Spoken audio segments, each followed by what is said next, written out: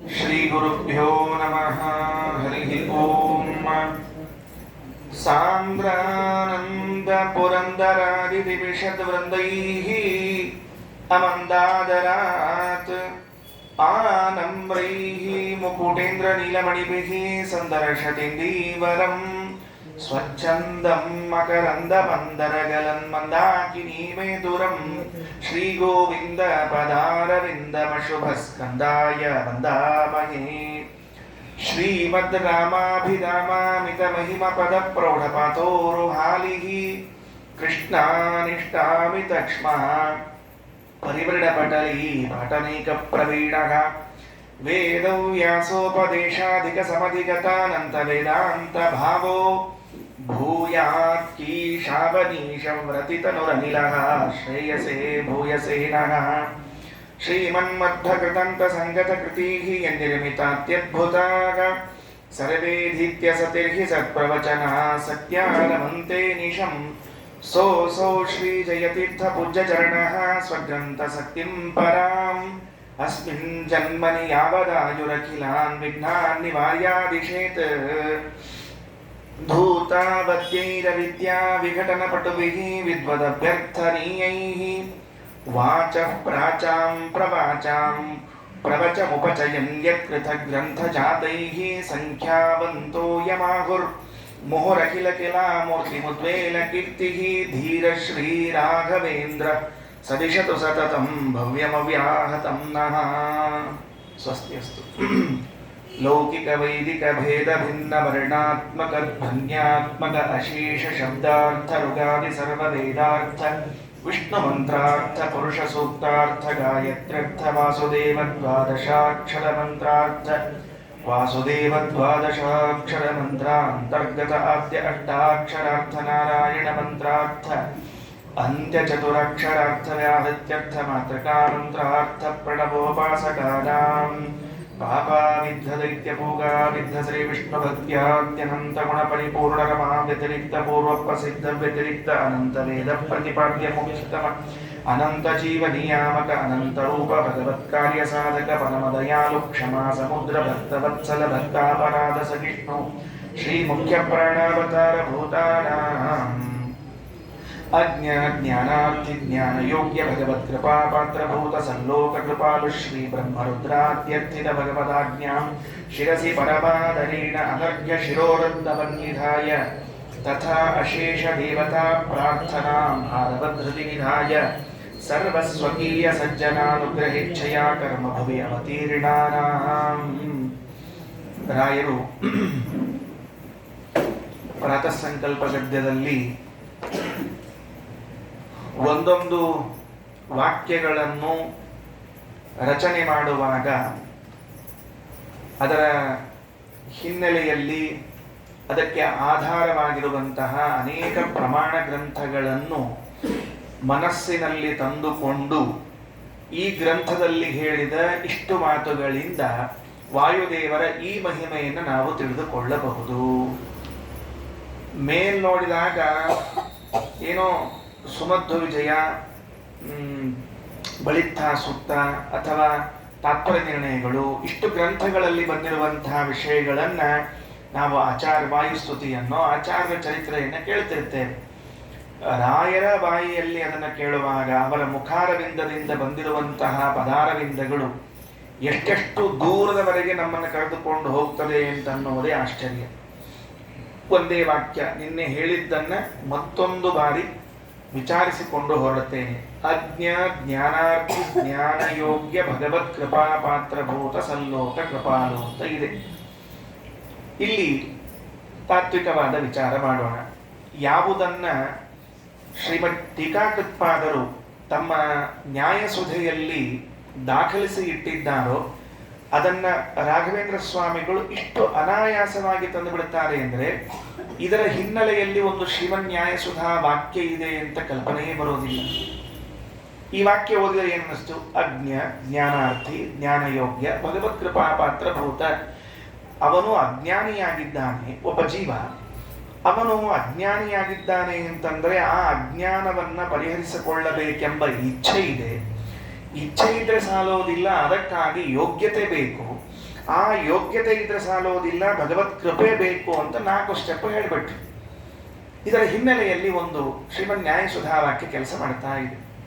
ಎಷ್ಟು ಚಂದ ಆಗಿದೆ ಅಂತಂದ್ರೆ, ಆಚಾರ್ಯರು ಅನುವ್ಯಾಖ್ಯಾನದಲ್ಲಿ ತಥಾಪಿ ಶುದ್ಧ ಬುದ್ಧೀನಾಂ ಈಶಾನುಗ್ರಹ ಯೋಗಿನಾಂ ಅಂತ ಒಂದು ವಾಕ್ಯ. ತಥಾಪಿ ಶುದ್ಧ ಬುದ್ಧೀನಾಂ ಈಶಾನುಗ್ರಹ ಯೋಗಿನಾಂ. ಏನು, ಯಾಕೆ ನೀವಿಷ್ಟೆಲ್ಲ ಗ್ರಂಥಗಳನ್ನು ಬರೆದು ಹಠಾಟೋಪ ಮಾಡ್ತೀರಿ? ಯಾಕೆ? ಏನೋ ನೀವು ಅದನ್ನು ಬರೆದಿರಿ, ಇದನ್ನು ಬರೆದಿರಿ, ಸೂತ್ರಗಳನ್ನು ಬರೆದಿರಿ, ವೇದಗಳನ್ನು ವಿಭಾಗ ಮಾಡಿಕೊಟ್ರಿ, ಏನೋ ಮಹಾಭಾರತ ಬರೆದಿರಿ, ಎಷ್ಟೆಲ್ಲ ಗ್ರಂಥಗಳನ್ನು ಬರೆದು ಕೊಟ್ಟರೂ ಕೂಡ ಪ್ರಯೋಜನ ಆಗ್ತದ? ಯಾಕೆ ಪ್ರಯೋಜನ ಆಗೋದಿಲ್ಲ? ಅಜ್ಞಾನ ಇದೆಯಲ್ಲ. ಜ್ಞಾನಾರ್ಥಿ ಜ್ಞಾನ ಯೋಗ್ಯ. ಅಜ್ಞಾನ ಇದೆಯಲ್ಲ. ಇರ್ಲಿ ಬಿಡ್ರಿ, ಅಜ್ಞಾನ ಇದ್ರೆ ಇರ್ತದೆ, ನಿಮಗೇನು ತೊಂದರೆ ಆಗ್ತದೆ, ಪಾಠ ಪ್ರವಚನದಿಂದ ಹೋಗ್ತದೆ, ಶಾಸ್ತ್ರದಿಂದ ಹೋಗ್ತದೆ ಅಂದ್ರೆ ಒಂದು ಪ್ರಶ್ನೆ ಮಾಡ್ತಾನೆ ಪೂರ್ವ ಪಕ್ಷಿ, ಬಹಳ ಸುಂದರವಾದ ಪ್ರಶ್ನೆ ಮಾಡ್ತಾನೆ. ಈ ಅಜ್ಞಾನ ಇದು ಪ್ರಕೃತಿ ಬಂಧ, ಇದು ಅನಾದಿ ಕಾಲದಿಂದ ಇದ್ದದ್ದು. ಕೆಲವು ನಮ್ಮ ಜೊತೆಗೆ ಬಂದಾದ್ರೆ ದಾಸರು ಪಾಪ ಹಾಡು ಹಾಡಿದರು, ಅನಾದಿ ಕಾಲದ ಋಣಾನುಬಂಧ. ಅದು ಅನಾದಿ ಕಾಲದ ಋಣಾನುಬಂಧ ಉಳ್ಳದ್ದು ಕೆಲವವ. ಹಂಗ ಅಂತಿರ್ತೀವಿ ನೋಡ್ರಿ, ಹೆಂಡತಿಗೆ ಮಕ್ಕಳಿಗೆಲ್ಲ ಅಂತಿರಂಗಿಲ್ಲ, ಯಾವ ಜನ್ಮದ ಋಣಾನೋ ಏನೋ ಈ ಜನ್ಮದಾಗ ಗಂಡು ಬಿದ್ದು ಅಂತ ಅಂತಿರಂಗಿಲ್ಲ. ಅವು ಎಷ್ಟು ಅನ್ಕೊಂಡಿರ್ಬಾರ್ದ್ರಿ, ಹೆಂಡತಿ ಮಕ್ಕಳು ನಮ್ಮನ್ನ ನೋಡಿ ಎಷ್ಟು ಜನ್ಮದಾಗ ಕರ್ಮ ಮಾಡಿದ್ವು ಇಂತಹ ಗಂಡನ ಪಡೀಲಿಕ್ಕೆ ಅಂತ ಅನ್ಕೊಳ್ಳಂಗಿಲ್ಲ ನಾವ್ ಅಂದಂಗ. ಹಾಗಾದ್ರೆ ಈ ಅಜ್ಞಾನ ಅಂತನ್ನುವುದೇನಿದೆ ಇದು ಅನಾದಿ. ನಮ್ಮ ಸಿದ್ಧಾಂತದ ಪ್ರಕಾರ ಅಜ್ಞಾನ ಇದು ಅನಾದಿ, ಅನಾದಿಯಾಗಿದೆ ಪ್ರಕೃತಿ ಬಂಧ ಇದು. ಇಂತಹ ಅನಾದಿಯಾದ ಅಜ್ಞಾನವನ್ನು ನೀವು ಇವತ್ತು ಶಾಸ್ತ್ರ ರಚನೆ ಮಾಡಿ, ಇವತ್ತು ಪಾಠ ಹೇಳಿ, ಇವತ್ತು ಓದಿ, ಇದು ಸಾದಿ, ಇದು ಜನ್ಯ. ಈ ಜ್ಞಾನದಿಂದ ಅನಾದಿಯಾಗಿರುವಂತಹ ಆ ಅಜ್ಞಾನವನ್ನು ಹೇಗೆ ಓಡಿಸ್ತೀರಿ ನೀವು? ಚಾನ್ಸ ಇಲ್ಲ ಅಲ್ರಿ. ಈಗ ಯುದ್ಧ ಮಾಡುವಾಗ ಸಮಬಲ ಇರಬೇಕು. ಈಗ ನಾನು ಸುಮ್ಮನೆ ಉದಾಹರಣೆ ಹೇಳ್ತೀನಿ, ಯಾರೋ ಒಬ್ಬ ಸುಮಧ್ವಜೆ ಓದುವಂತಹ ವಿದ್ಯಾರ್ಥಿ, ಇನ್ಯಾರೋ ಸುಧಾ ಪಂಡಿತರಿದ್ದಾರೆ, ಅವರವರಿಗೆ ವಾಕ್ಯಾರ್ಥವನ್ನು ಮಾಡಿಸ್ಲಿಕ್ಕೆ ಬರ್ತದ? ಬಾ ನೀನು ವಾಕ್ಯಾರ್ಥಕ್ಕೆ ಅನ್ಲಿಕ್ಕೆ ಬರ್ತದ? ಯೋಗ್ಯತೆಯೇ ಅಲ್ಲ, ಸಮಾನ ಅಲ್ಲವೇ ಅಲ್ಲ. ಅದಕ್ಕೆ ಒಂದು ಮಾತು ಟೀಕಾಕೃತ್ಪಾದ ಸುಧೆಯಲ್ಲಿ ಹೇಳ್ತಾ, ಯಾರ್ಯಾರ ಜೊತೆಗೆ ಜಗಳ ಆಡಬೇಕು, ಯಾರ್ಯಾರ ಜೊತೆಗೆ ಸ್ನೇಹ ಮಾಡಬೇಕು, ಯಯೋರೇವ ಸಮಂ ವಿತ್ತಂ ಯಯೋರೇವ ಸಮಂ ವಯಃ ತಯೋರ್ ವಿವಾದೋ ಮೈತ್ರಿ ಚ ನೋತ್ತಮಾದ ಮಯೋ ಕ್ವಚಿತ ಅಂತ ಹೇಳ್ತಾರೆ. ಲಗ್ನ ಮಾಡ್ಕೊಳ್ಳೋಕೆ ಅಲೆಕ್ಕ ಕನ್ಯಾ ತರಬೇಕಾದ್ರೆ ಅಥವಾ ವರ ತರಬೇಕಾದ್ರೆ ವಿಚಾರ ಮಾಡ್ಬೇಕ್ರಿ, ನಮಗ ಅವರಿಗೆ ಅಂತಸ್ತು ಹೊಂತದೋ ಇಲ್ಲೋ. ಯಾಕಂದ್ರೆ ಏನಾಗ್ತದ್ರಿ, ಪೂರ್ಣ ತೆಳಗಿರೋರ್ನ ಮ್ಯಾಲಿದ್ದವ್ರು ತಗೊಂಡ್ಬಿಟ್ರು ಅಂದ್ರೆ ಮನ್ಯಾಗ ದಿವಸ ಕೂಗ್ತಿರ್ತಾರೆ. ಅದು ವರಾನು ಇರಬಹುದು, ಕನ್ಯಾನು ಇರಬಹುದು. ಅಂದ್ಮೇಲೆ ಯಯೋರೇವ ಸಮಂ ವಿತ್ತಂ ಯಯೋರೇವ ಸಮಂ ವಯಃ ಅಥವಾ ಸಮಂ ವಿದ್ಯಾ, ಯಾರು ಸರಿಯಾಗಿ ಅಧ್ಯಯನ ಮಾಡಿದ್ದಾರೆ ಅವರ ಜೊತೆಗೆ ವಾಕ್ಯಾರ್ಥ ಮಾಡಬೇಕು. ಅನಾದಿಯಾಗಿರುವಂತಹ ಅಜ್ಞಾನಕ್ಕೆ ಸಾದಿಯಾದ ಇವತ್ತಿನ ಜ್ಞಾನ ಅದು ಹೇಗೆ? ಮತ್ತೆ ನೀವೇನ್ ಮಾಡ್ಬೇಕೀಗ? ಅಜ್ಞಾನಿ ಇದ್ದಾನೆ, ಅವನಿಗೆ ನೀವು ಪಾಠ ಹೇಳಬೇಕು. ಜ್ಞಾನಾರ್ಥಿ ಅವ ಪಾಠಕ್ಕೆ ಬರ್ತಾನೆ, ನೀವು ಕೂತ್ಕೊಂಡು ನೋಡಪ್ಪ ಹಿಂಗೆ ಶ್ರೀಮದಾಚಾರ್ಯ ಹೇಳ್ಯಾರ, ಹಿಂಗೆ ಟೀಕಾರ್ಯರು ಹೇಳ್ಯಾರ, ಹಿಂಗೆ ರಾಯರು ಹೇಳ್ಯಾರ ಅಂತ ದಿವಸ ಪಾಠ ಹೇಳಿ ಹೇಳಿ ಹೇಳಿ ಜ್ಞಾನ ಎಲ್ಲ ಮಾಡಿ ಸರಿ. ಆದರೆ ಏನಾಗ್ತದೆ ಅಂದ್ರೆ, ಹಿಂಗ ಪಾಠ ಕೇಳಿರ್ತಾನೆ, ಮತ್ತ ಅಜ್ಞಾನ ಮುಚ್ಕೋತದ. ಅಜ್ಞಾನ ಮುಚ್ಕೊಂಡ್ಕೊಳ್ಳಿ ಮತ್ತೆ ಕೇಳಿದ್ದೆಲ್ಲ ಮನೆಗೆ ಹೋಗ್ತದೆ. ಮತ್ತೆ ಏನ್ ಮಾಡ್ಲಿಕ್ಕಿರ್ತೀರಿ ನೀವು? ಮೊನ್ನೆ ಕುಂಜರ ಶೌಚವತ್ ಅಂತ ಭಾಗವತದ ಒಂದು ವಾಕ್ಯ, ಆನಿ ಸ್ನಾನ ಇದ್ದಂಗ ಅದು 3 ತಾಸು ನೆಲೆ ಕೂತಿರ್ತದಂತ, ಬಹಳ ಸ್ವಚ್ಛ ಆಗ್ತದಂತ ತಿಳ್ಕೊಬೇಡ್ರಿ. ಬಂಡೇನ್ ಬೆಳಗ್ಗೆ ಆಗೋದಿಲ್ಲ ಅನಿದು. ಎದ್ದು ಬಂದ ಮೇಲೆ ಮತ್ತಿಷ್ಟು ಉಸಿರು ತಲೆ ಮೇಲೆ ಹಾಕೊಂಡು ಹೋಗ್ತದಂತ. ಯಾಕಂದ್ರ ಅನಾದಿಯಾಗಿರುವಂತಹ ವಾಸನ ನಮ್ಮಲ್ಲೇನು ಸಂಸ್ಕಾರಗಳು ಉಳ್ಕೊಂಡಾವ, ಅವು ನಮ್ಮನ್ನ ಹೋಗ್ಲಿಕ್ಕೆ ಬಿಡುವುದೇ. ಅನಾದಿಯಾಗಿರುವಂತಹ ಈ ಅಜ್ಞಾನ ವಾಸನ ಇವುಗಳೆಲ್ಲ ನಮ್ಮನ್ನು ಹಿಂಗೆ ಕಟ್ಟಿ ಕೂಡ್ಸ್ಯಾವ. ಅಂದಮೇಲೆ ನೀವು ಎಷ್ಟು ಪಾಠ ಹೇಳ್ತೀರಿ, ಎಷ್ಟು ಪ್ರವಚನ ಮಾಡ್ತೀರಿ, ಇದರಿಂದ ಏನು ನಿವಾರಣೆ ಮಾಡೋರಿದ್ದೀರಿ ನೀವು ಅಂತ ಶ್ರೀಮನ್ಯಾಯ ಸುಧೆಯಲ್ಲಿ ಪ್ರಶ್ನೆ ಮಾಡಿಕೊಂಡ್ರೆ ಅದಕ್ಕೆ ಉತ್ತರ ಕೊಡ್ತಾರೆ ಆಚಾರ್ಯರ ವಾಕ್ಯ. ಅದು ಏನು? ತಥಾಪಿ ಶುದ್ಧ ಬುದ್ಧೀನಾಂ ಈಶಾನುಗ್ರಹ ಯೋಗಿನಾಂ ಅಂತ ಒಂದು ವಾಕ್ಯ. ಅಲ್ಲೇನು ಈಶಾನುಗ್ರಹ ಯೋಗಿನಾಂ ಅಂತದ, ಅದನ್ನ ರಾಯರು ಭಗವತ್ ಕೃಪಾ ಪಾತ್ರಭೂತ ಸಲ್ಲೋಕ ಕೃಪಾಲು ಅನ್ನೋ ಶಬ್ದದ ಸಂಗ್ರಹ ಮಾಡ್ತಾನೆ. ಏನಾಗ್ತದೆ? ವ್ಯವಸ್ಥೆ ಇಷ್ಟು ನಾವು ನಿತ್ಯದಲ್ಲಿ ಓದಬೇಕಂತೆ, ನಿತ್ಯದಲ್ಲಿ ಪಾಠ ಕೇಳಬೇಕು, ನಿತ್ಯದಲ್ಲಿ ಪ್ರವಚನ ಕೇಳಬೇಕು. ಆಚಾರ್ಯ ನಿಮ್ ಕಡೆ ಬಂದೇ ಬರ್ತೀವಿ ತಗೊಳ್ರಿ, ಅಷ್ಟು ಬರೀ ಅಡ್ವರ್ಟೈಸ್ಮೆಂಟ್ ಮಾಡ್ಲಿಕ್ಕೆ ಹೋಗ್ಬೇಡ್ರಿ, ನಿತ್ಯ ಬರ್ರಿ ಅಂತ ಅಲ್ಲಿಗೆ ಹೋಗ್ಬೇಡ್ರಿ, ನಾವು ಬರ್ತೀವಿ. ಏನಾಗ್ತದೆ ಅಂದ್ರೆ, ಈ ನಿತ್ಯದಲ್ಲಿ ಕೇಳುವಂತಹ ಪಾಠಗಳು ಪ್ರವಚನಗಳು ಏನ್ ಕೆಲಸ ಮಾಡ್ತಾವ ಅಂದ್ರೆ, ಅದೇನು ಅಜ್ಞಾನ ಆವರಣ ಇದೆಯಲ್ಲ ಅದನ್ನ ಶಿಥಿಲ ಮಾಡ್ತಾವ. ನೆನಪಿಟ್ಟುಕೊಳ್ರಿ, ಅದನ್ನ ಶಿಥಿಲ ಮಾಡ್ತಾವ. ಅದನ್ನ ಹೆಂಗೆ ಶಿಥಿಲ ಮಾಡ್ತಾವ ಅದಕ್ಕೊಂದು ಸ್ವಾರಸ್ಯದ. ಈಗ ಹೊರಗಡೆಯಿಂದ ನೀವು ಪಾಠವನ್ನು ಕೇಳ್ತಿದ್ದೀರಿ, ಜೀವಸ್ವರೂಪದ ಮೇಲೆ ಅಜ್ಞಾನ ಆವರಣ ಕೂತದ, ನೀವು ಹೊರಗಡೆಯಿಂದ ಕೇಳ್ತಾ ಇದ್ದೀರಿ. ಹೊರಗಡೆಯಿಂದ ಕೇಳ್ತಾ ಇರೋದು ಅಂದ್ರೆ ಒಬ್ಬ ಹೊರಗಡೆಯಿಂದ ಸುತ್ತಿಗೆ ತಗೊಂಡು ಗೋಡೆಯನ್ನು ಠಣ್ ಠಣ್ ಅಂತ ಹೊಡಿತಾ ಇದ್ದ. ಅದು ಎಷ್ಟು ದಿವಸ ನಡೀತದೋ ನಡಿಲಿ. ಪ್ರಶ್ನೆ ಇದ್ದದ್ದೇನು, ಇದು ಒಂದು ಸಾದಿ, ಇದು ಒಂದು ಅನಾದಿ ಅಂತ. ಹಾಗಾದ್ರೆ ಇದು ಹೆಂಗೆ ಸಾಯಿಸ್ತದ ಅಂದ್ರೆ ಒಂದು ಸ್ವಾರಸ್ಯದ. ಅದಕ್ಕೆ ಟೀಕಾಕೃತ್ಪಾದರಂತಾರ, ಜೀವನ ಸ್ವಭಾವ ಇದೆಯಲ್ಲ ಅದು ಅನಾದಿ ಅದಲ್ಲ. ಈ ಹೊರಗಡೆಗೆ ಇರುವಂತಹ ಶಾಸ್ತ್ರಜನ್ಯ ಜ್ಞಾನ ಇದು ಸಾದಿಯಾಗಿದೆ. ಸ್ವರೂಪದಲ್ಲಿ ಒಂದು ಜ್ಞಾನ ಇದೆಯಲ್ಲ ಅದು ಅನಾದಿ ಅಲ್ವೇನ್ ಮತ್ತೆ? ಯಾಕೆಂದ್ರೆ ಸ್ವರೂಪ ಅನಾದಿಯಾದ ಮೇಲೆ ಅದು ಇದು ಸಾದಿ, ಅದು ಅನಾದಿ. ಅದನ್ನೇನ್ ಕರೆದ್ರು ರಾಯರು? ಜ್ಞಾನ ಯೋಗ್ಯ ಅಂತ ಕರೆದ್ರು. ಯೋಗ್ಯತಾ ಅದು ಏನ್ ಯೋಗ್ಯತಾ? ಅದು ಜ್ಞಾನ ಪಡೆಯುವ ಯೋಗ್ಯತಾ. ಯಾಕೆ ಜ್ಞಾನ ಪಡೆಯುವ ಯೋಗ್ಯತಾ ಅಂದ್ರೆ ಆ ಜ್ಞಾನ ಇವನಲ್ಲಿ ಅನಾದಿ ಕಾಲದಿಂದ ಇದೆ, ಸ್ವರೂಪತಃ ಇವನಿಗೆ ಜ್ಞಾನ ಇದೆ. ಹಾಗಾದ್ರೆ ಜೀವನ ಸ್ವರೂಪದಲ್ಲಿ ಇರುವಂತಹ ಜ್ಞಾನ ಇದು ಅನಾದಿ, ಹೊರಗಡೆಗೆ ಇರುವಂತಹದ್ದು ಸಾದಿ, ಮಧ್ಯದಲ್ಲಿರುವಂತಹ ಅಜ್ಞಾನ ಇದು ಅನಾದಿ. ಈಗ ಸಮಸ್ಯೆ ಪರಿಹಾರ ಆಯ್ತೀಗ. ಯಾಕೆ ಅಂದ್ರೆ ಇಬ್ರು ಸಮಾನ ಹಂತದವ್ರು ಬಂದ್ರು. ಈಗ ಯೋಗ್ಯತೆಯಲ್ಲಿ ಸಮಾನ ಬಂದ್ರು. ಅಜ್ಞಾನವೂ ಅನಾದಿ, ಸ್ವರೂಪವೂ ಅನಾದಿ. ಹಾಗಾದ್ರೆ ಸ್ವರೂಪತಃ ಇದ್ದ ಜ್ಞಾನ ಅನಾದಿಯಾಗಿರುವಂತಹ ಅಜ್ಞಾನವನ್ನ ಓಡಿಸ್ಲಿಕ್ಕೆ ಸಮರ್ಥ ಆಗ್ತದೆ. ಆದ್ರೆ ಇದಕ್ಕೊಂದು ಹೆಲ್ಪ್ ಬೇಕಾಗಿದ್ರಿ. ಯಾವುದೇ ಹೆಲ್ಪ್ ಬೇಕಾಗಿದೆ? ಸ್ವರೂಪ ಜ್ಞಾನಕ್ಕೆ, ಅನಾದಿಯಾಗಿರುವ ಸ್ವರೂಪ ಜ್ಞಾನಕ್ಕೆ ಒಂದು ಸಹಾಯ ಬೇಕಾಗಿದೆ. ಯಾಕೆ ಸಹಾಯ ಬೇಕಾಗಿದೆ ಅಂದ್ರೆ ಅದರ ಮೇಲೆ ಆವರಣ ಆಗಿಬಿಟ್ಟದ, ಅದರ ಮೇಲೆ ಅಜ್ಞಾನ ಆವರಣದ. ಆ ಅಜ್ಞಾನ ಆವರಣವನ್ನ ಹೊಡೆದು ಓಡಿಸ್ಲಿಕ್ಕೆ ಅದಕ್ಕೊಂದು ಹೆಲ್ಪ್ ಬೇಕಾಗಿದೆ. ಅದಕ್ಕೆ ಕಾಯ್ಕೋತ್ ಕೂತದ. ನೀ ಎಲ್ಲಿ ತನಕ ಪಾಠಕ್ಕೆ ಹೋಗಂಗಿಲ್ಲ, ಅಲ್ಲಿ ತನಕ ನನಗೇನು ಮಾಡ್ಲಿಕ್ಕೆ ಬರಂಗಿಲ್ಲ, ನೀ ಪಾಠಕ್ಕೆ ಹೋಗೋ ಅಲ್ಲಿ ನನಗೆ ಅನುಕೂಲ ಆಗ್ತದ, ನೀ ಪ್ರವಚನಕ್ಕೆ ಹೋಗೋ ನನಗೆ ಅನುಕೂಲ ಆಗ್ತದ ಅಂತ ಕಾಯ್ಕೋತ್ ಕೂತದ್ರಿ. ಅದಕ್ಕೆ ಪಾಠಕ್ಕೆ ಪ್ರವಚನಕ್ಕೆ ಬರ್ರಿ ಅಂತ ಹೇಳೋದು. ಅದಕ್ಕಲ್ಲ. ಏನು ಅಂದ್ರೆ ಅದು ಒಳಗಿರುವಂತಹ ಅನಾದಿಯಾದ ಜ್ಞಾನ, ಸ್ವರೂಪತಃ ಇದ್ದ ಜ್ಞಾನ ಅದು ಅನಾದಿ, ಪ್ರಬಲ, ಅದು ಮಹಾಪ್ರಬಲ. ಆ ಮಹಾಪ್ರಬಲವಾದ ಜ್ಞಾನ ಹೊರಗಿನ ಜ್ಞಾನದ ಸಹಾಯ ತಗೋತದ, ಹೆಲ್ಪ್ ತಗೋತದ. ಹೆಲ್ಪ್ ಬಾ ನೀ ಬಂದಿ ಅಂದ್ರೆ ನೀ ಹೊರಗಿನಿಂದ ಅಟ್ಯಾಕ್ ಮಾಡು, ನಾ ಒಳಗಿನಿಂದ ದಾಳಿ ಮಾಡ್ತೀವಿ, ಇಬ್ಬರೂ ಸೇರ್ಕೊಂಡು ಆ ಅಜ್ಞಾನದ ಗೋಡೆಯನ್ನ ಢಣ್ ಅಂತ ಬೀಳಿಸೋಣ ಅಂತ. ಹೀಗೆ ಕೆಲಸ ಆಗ್ತದೆ ಅಂತ ತಿಳಿಸಿಕೊಟ್ಟವರು ಟೀಕಾಕೃತ ಅಂದ್ರೆ ಶ್ರೀಮನ್ ನ್ಯಾಯಸುಧೆಯಲ್ಲಿ. ಅದನ್ನ ರಾಯರು ಜ್ಞಾನಾರ್ಥಿ ಜ್ಞಾನಯೋಗ್ಯ ಅನ್ನೋ ಶಬ್ದದಿಂದ ಸಂಗ್ರಹ ಮಾಡ್ತಾ ಇದ್ದಾರೆ. ಒಂದು ಕಥೆ ಹೇಳ್ತೀನಿ, ಹಿಂದಕ್ಕೆ ಒಂದು ಕಥೆ ಆಗಿತ್ತು, ಲಘು ಅರ್ಥ ಆಗ್ಲಿ ಕಥೆ ಹೇಳ್ತಿರ್ತೀನಿ. ಕಥಿನ ಭಾಳ ಚಂದ ಹೇಳ್ತಾರೆ, ಆಚಾರ ಅಂತ ತಿಳ್ಕೊಂಡು ಹೋಗ ಹಂಗೆ ಆಗಿರ್ತದೆ. ಪುರಾಣ ಮುಗಿದ ಮೇಲೆ ಭೇಟಿ ಆದಾಗ ಯಾರ ಏನ್ ಕಥೆ ಹೇಳ್ತಿರ್ರಿ ಆಚಾರ, ಭಾರಿ ಜೋಕ್ ಮಾಡ್ತಾರೆ ಬಿಡಿ. ನೇ ಬಾರ ಗಣೇಶ ಜೋಕ್ ಮಾಡ್ಲಿಕ್ಕೆ ಇಲ್ಲಿ ಯಾಕೆ ಬರಬೇಕಾಗಿತ್ತು? ಏನಾಗ್ತದೆ ಅಂತ ಕೇಳಿದ್ರೆ, ಒಂದು ಯಾವುದೋ ಒಂದು ದೇಶ ಮರ್ತ ಹೋಗಿದೆ, ತುಂಬಾ ದಿವಸ ಆಯ್ತು. ಆ ದೇಶದಲ್ಲಿ ಯುದ್ಧ ನಡೀತಾ ಇದೆ. ಅದು ಎಂಥ ದೇಶ ವಿಚಿತ್ರ ಅಂದ್ರೆ ಸುತ್ತಮುತ್ತಲು ನೀರಿರುವ, ಮಧ್ಯದಲ್ಲಿರುವ ಭೂಮಿ ಇರುವ ಜಾಗ ಅಂತಹದ್ದೊಂದು ದೇಶ. ವೈರಿಗಳು ಎದರಿಂದ ದಾಳಿ ಮಾಡ್ತಿದ್ದಾರೆ? ಹಡಗಿನಿಂದ ದಾಳಿ ಮಾಡ್ತಾ ಇದ್ದಾರೆ. ಸಹಜ ನೋಡ್ರಿ, ನೀರು ಅಂದ್ಮೇಲೆ ಮತ್ತೆ ಹಡಗಿನಾಗ ದಾಳಿ ಮಾಡೋದು. ಹಡಗಿನಿಂದ ಅವರು ದಾಳಿ ಮಾಡ್ತಾ ಇದ್ದಾರೆ. ಇವರಿಗೋ ಭೂಮಿ ಒಂದೇ ಇರೋದು, ಇವರಿಗೆ ದಾಳಿ ಮಾಡ್ಲಿಕ್ಕೆ ಅನುಕೂಲ ಆಗ್ತಿಲ್ಲ. ಅದಕ್ಕೆ ಅಲ್ಲಿರುವಂತಹ ಮಂತ್ರಿ ಒಂದು ಉಪಾಯ ಮಾಡಿದ್ನಂತೆ. ನಾವು ಏನು ಮಾಡಿದರೆ ಆ ಶತ್ರುವನ್ನ ಕೊಲ್ಲಬಹುದು? ಉಪಾಯ ಮಾಡ್ಬೇಕು. ಇಲ್ಲ ನಾವು ಹೊರಗಿನಿಂದ ದಾಳಿ ಮಾಡ್ತೀವಿ. ಎಷ್ಟು ದಾಳಿ ಮಾಡ್ತೀರಿ ನೀವು ಹೊರಗಿನಿಂದ? ಯಾಕೆ ಗೊತ್ತೇನ್ರಿ? ನೀವು ಹೊರಗಿನಿಂದ ಎಷ್ಟು ದಾಳಿ ಮಾಡಿದ್ರು ನೀರೊಳಗಿದ್ದರಿಂದ ಅದು ಫೇಲ್ ಆಗೇ ಬಿಡ್ತದೆ. ಈಗ ಭೂಮಿ ಮೇಲೆ ನಿಂತ್ಕೊಂಡು ಯುದ್ಧ ಮಾಡ್ತಿದ್ವಿ ಅಂದ್ರೆ ಅಟ್ಲೀಸ್ಟ್ ಹೆಂಗೋ ಒಂದು ಮಾಡಬಹುದು. ಅದಕ್ಕೊಂದು ಉಪಾಯ ಮಾಡಿದ್ನಂತ. ಏನ್ ಮಾಡಿದ ಅಂದ್ರೆ, ಒಂದು ಕೆಲಸ ಮಾಡೋಣಂತ, ನಮ್ಮ ಒಬ್ಬ ಸೈನಿಕನನ್ನ ಅವರ ಸೈನಿಕನ ವೇಷದಲ್ಲಿ ಅವರ ಹಡಗದಲ್ಲಿ ಕಳಿಸ್ಬಿಡೋಣ.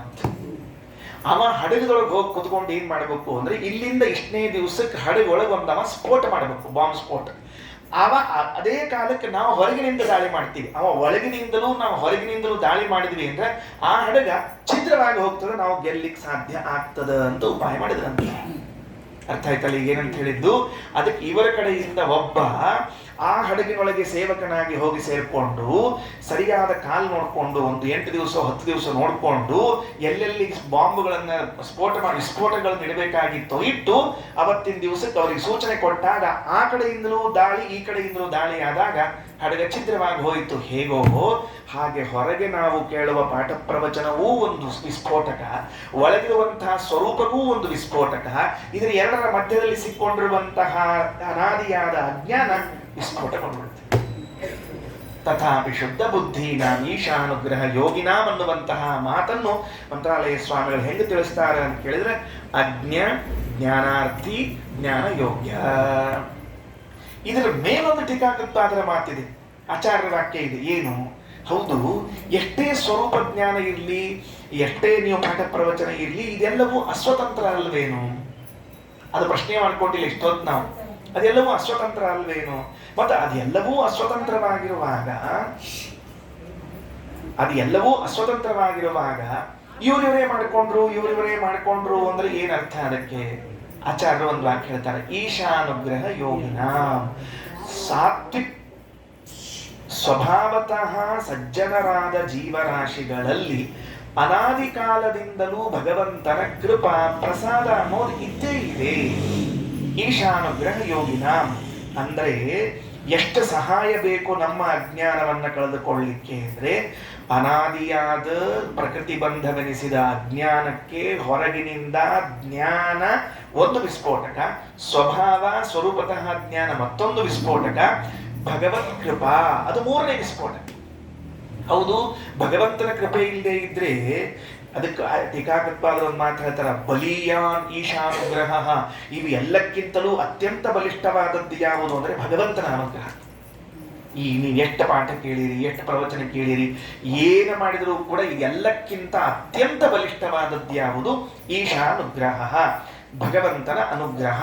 ಆದ್ದರಿಂದ ಮಂತ್ರಾಲಯ ಸ್ವಾಮಿಗಳ ಶಬ್ದ ಜ್ಞಾನಾರ್ಥಿ ಜ್ಞಾನ ಯೋಗ್ಯ ಭಗವತ್ ಕೃಪಾ ಪಾತ್ರ ಭೂತ ಸಲ್ಲೋಕ ಕೃಪಾಲು. ಅಂದ್ರೆ ಆ ಒಂದು ವಾಕ್ಯದಲ್ಲಿ ಎಷ್ಟು ಪ್ರಮೇಯವನ್ನ ಮಂತ್ರಾಲಯ ಸ್ವಾಮಿಗಳು ತೆಗೆದುಕೊಂಡು ಬಂದು ನೋಡ್ರಿ. ಹಾಗಾಗಿ ಅನಾದಿ ಕಾಲದಿಂದ ನಮ್ಮ ಅಜ್ಞಾನವಿದ್ದರೂ ಪಾಠ ಪ್ರವಚನ ಉಪಯೋಗ ಬೀಳ್ತದೆ, ಮತ್ತೆ ಹೋಗ್ತದೆ. ಹೌದು, ಯಾಕೆಂದ್ರೆ ಅಜ್ಞಾನವೆಂಬ ಆವರಣ ಇದೆ. ಅಜ್ಞಾನಾವರಣ ಮತ್ತೆ ಮತ್ತೆ ನಮ್ಮನ್ನ ದೂರ ಸರಿಸ್ತದೆ, ಮತ್ತೆ ಬರಬೇಕು, ಮತ್ತೆ ದೂರ ಸರಿಸ್ತದೆ. ಹೀಗೆ ಮಾಡ್ತಾ ಇದ್ದಾಗ ಒಳಗಿರುವಂತಹ ಸ್ವರೂಪ ಜ್ಞಾನ ಭಗ್ಗಂತ ಒಂದು ಸ್ಪಾರ್ಕ್ ಆಗ್ತದ. ಆಯಿತು ಅಂದ್ರೆ ಈಶಾನುಗ್ರಹವಾಗಿ ಈ ಅಜ್ಞಾನದ ಗೋಡೆ ಬಿದ್ದು ಹೋಗ್ತದೆ. ಇಂತಹ ಜೀವರಾಶಿಗಳ ಮೇಲೆ ಕೃಪೆ ಮಾಡಬೇಕೆಂದಿರುವಂತಹ ಬ್ರಹ್ಮರುದ್ರಾದಿಗಳು ಭಗವಂತ ಪ್ರಾರ್ಥನೆ ಮಾಡಿಕೊಳ್ಳುತ್ತಾರೆ. ಆ ಭಗವಂತ ವಾಯುದೇವರನ್ನು ಕರೆದು ಆಜ್ಞಾ ಮಾಡ್ತಾನೆ, ನೀವು ಅವತಾರ ಮಾಡಬೇಕು. ಸರ್ವಜ್ಞ ಮನ್ಯಮನ ವೀಕ್ಷಸ ಕಾರ್ಯ ವೀರ್ಯಂ. ಇಲ್ಲ, ಬೇರೆಯವರಿಗೆ ಹೋಗ್ಲಿಕ್ಕೆ ಅವಕಾಶ ಇಲ್ಲ.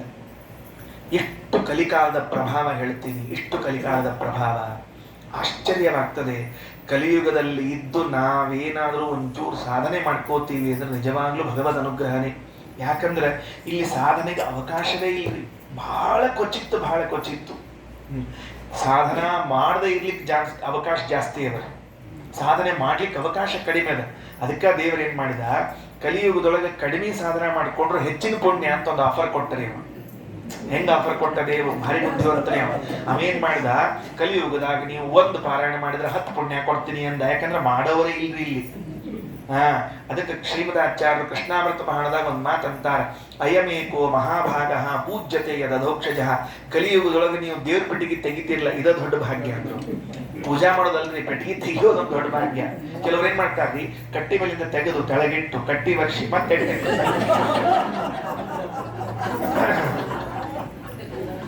ಅಂದ್ರೆ ಸ್ಥಾನ ಬದಲಾಯಿಸಬಾರ್ದ್ರಿ. ನಮ್ಮ ಹಿರಿಯರು ಇಟ್ಕೊಂಡು ಬಂದ ಜಾಗ ಅದು. ನಮ್ಮಪ್ಪ ಅವರಪ್ಪ ಇಲ್ಲೇ ಇಟ್ಟಿದ್ರಿ, ಅಲ್ಲ ತೆಗೆದು ಪೂಜಾ ಜಗದಾಗ ಇಡಬೇಕು, ಅದು ಮುಖ್ಯದ. ನೀವು ಸುಮ್ಮನೆ ತೆಗೆದು ಪೂಜಾ ಗೀಜಾ ಮಾಡಿದ್ರೆ ಜಗ ವ್ಯತ್ಯಾಸ ಆಗಂಗಿಲ್ಲೇನು? ದೇವ್ರ ಸಿಟ್ ಮಾಡ್ಕೊಂಡ್ರೆ ಅದಕ್ಕೆ ಎಲ್ಲಿ ತಲೆ ಇಟ್ಕೊಡ್ಬೇಕು. ಅದಕ್ಕೆ ಕಲಿಯುಗದಲ್ಲಿ ಸಾಧನೆಗೆ ಹೆಚ್ಚು ಪುಣ್ಯ ಅಂತ ಹೇಳಿದ್ದು ಅದಕ್ಕೆ. ಕಲಿಯುಗದಲ್ಲಿ ಯಾರೇ ಬಂದರೂ ಅವರ ಮನಸ್ಸು ವಿಕಾರವಾಗುವುದು ನಿಶ್ಚಿತ. ಕಲಿಪ್ರವೇಶ ಇಲ್ಲದೆ ಇರುವಂತಹ ಏಕೈಕ ವ್ಯಕ್ತಿಗಳು ರುಜುಗಣಸ್ಥರು, ರುಜುಯೋಗಿಗಳು. ಆ ರುಜುಯೋಗಿಗಳಲ್ಲಿ ಶ್ರೇಷ್ಠರಾದ ರಾಜನಾದ ವಾಯುದೇವರು ಕೆಳಗಡೆಗೆ ಇಳಿದು ಬರಬೇಕು. ಅದಕ್ಕೆ ಭಕ್ತ ಅನಗ್ಯ ಶಿರೋರತ್ನವನ್ನಿಧಾಯ ದೇವತಾ ಪ್ರಾರ್ಥನಾ ಭಾರಭದ್ರದಿ ನಿಧಾಯ ಸರ್ವಸ್ವಕೀಯ ಸಜ್ಜನ ಅನುಗ್ರಹಿಚ್ಛಯ ಕರ್ಮಭುವಿ ಅವತೀರ್ಣಾನಾಂ. ಕರ್ಮಭೂಮಿಯಲ್ಲಿ ಅವತಾರ ಮಾಡಿ ಬಂದ್ರು. ಎಲ್ಲಿ ಬಂದ್ರು ಅವತಾರ ಮಾಡಿ? ಸೋದೆ ಸ್ವಾಮಿಗಳು ತೀರ್ಥ ಪ್ರಬಂಧದಲ್ಲಿ ಒಂದು ಮಾತು ಹೇಳ್ತಾರೆ, ಪವಿತ್ರಂ ಪಾಜಕ ಕ್ಷೇತ್ರಂ ಕೋನ ಸೇವೇತ ಕೋವಿದ. ಅಲ್ರಿ, ಒಂದ್ ಪಾಜಕಕ್ಕೆ ಹೋಗಿ ಏನಪ್ಪಿ ಅಂತ ಕೇಳಿದ್ರು ಅದರ ಸ್ವಾಮಿಗಳು. ನಮಗ ಪಾಜಕ್ ಗೀಜಕ್ ಗೊತ್ತಿಲ್ಲ, ಪಾನಕ ಕೋಸಂಬರಿ ಗೊತ್ತಿಲ್ಲ. ಯಾಕಂದ್ರೆ ನಾವು ಚೈತ್ರ ಮಾಸದಾಗ ರಾಮನವಮಿ ಮಾಡಿ ಪಾನಕ ಕೋಸಂಬರಿ ತಗೊಂಡ್ಬರೋರು. ಗೊತ್ತದೇನಪ್ಪ ಒಮ್ಮೆಲೆ ಪಾಜಕಕ್ಕೆ ಹೋಗಿ ಏನು ಯಾಕ ಪವಿತ್ರಂ ಪಾಜಕ ಕ್ಷೇತ್ರಂ ಕೋನ ಸೇವೇತ ಕೋವಿದ ಸತ್ಯಲೋಕೇಶ್ವರ ಪ್ರಾಣ ಯತ್ರಾವಾತರದ ಉತ್ಸುಕ ಸತ್ಯಲೋಕಾಧಿಪತಿಗಳಾದ ಪ್ರಾಣದೇವರು ಉತ್ಸಾಹದಿಂದ ಇಲ್ಲಿ ಬಂದು ಇಳಿದಾರ ಅಂದಮೇಲೆ ಅಲ್ಲಿ ಹೋಗ್ಲಿಕ್ಕೆ ನಿನಗೇನು ಗಂಟು ಹೋಗ್ಯದ ಒಂದ್ಸರ್ತಿ ಹೋಗಿ ದರ್ಶನ ಮಾಡ್ಕೊಂಡ್ ಬರಬಾರ್ದು. ಮಧ್ಯೇಪಿ ಕರ್ಮ ಭುವಿ ಭಾರತ ನಾಮ ಖಂಡೇ ಕಾಲೇ ಕಲವು ಸುವಿಬಲಾನ್ವಯ ಲಬ್ಧ ಜನ್ಮ. ಅಲ್ಲೇ ಅವತಾರ ಮಾಡಿ ಬರ್ತಾರಂತೆ ಆಚಾರ್ಯರು. ನಾರಾಯಣ ಪಂಡಿತಾಚಾರ್ಯರು ಒಂದು ಮಾತು ಹೇಳ್ತಾರೆ, ನಂಗೊಂದು ಸ್ವಲ್ಪ ಇದು ಹೇಳಬೇಕು ಅಂತ ಇಚ್ಛಾ ಬಂದದ, ಹೇಳ್ಬಿಡ್ತೀನಿ. ನನ್ನ ಸಮಸ್ಯೆ ನಿಮಗೆ ಗೊತ್ತದ. ಹಿಂಗ ಬಹಳ ದಿವಸ ನನ್ನ ಜೊತೆಗೆ ಹಿಂಗ ಪ್ರವಚನಕ್ಕೆ ಪಾಠಕ್ಕೆ ಬಂದ್ರಿ ಅಂದ್ರೆ ನನ್ನ ಸ್ವಭಾವ ಪೂರ್ಣ ಅರ್ಥ ಆಗ್ತದೆ ನಿಮಗೆ. ಈಗ ಅನ್ಕತ್ತ ಅರ್ಥ ಆಗಿಲ್ಲ ಅಂತ ಅರ್ಥದಕ್ಕೆ ಏನು ಅಂದ್ರೆ ವಿಷ್ಣುಂ ಪ್ರಣಮ್ಯ ಭವನಂ ಪ್ರಯಯೋ ತದೀಯಂ.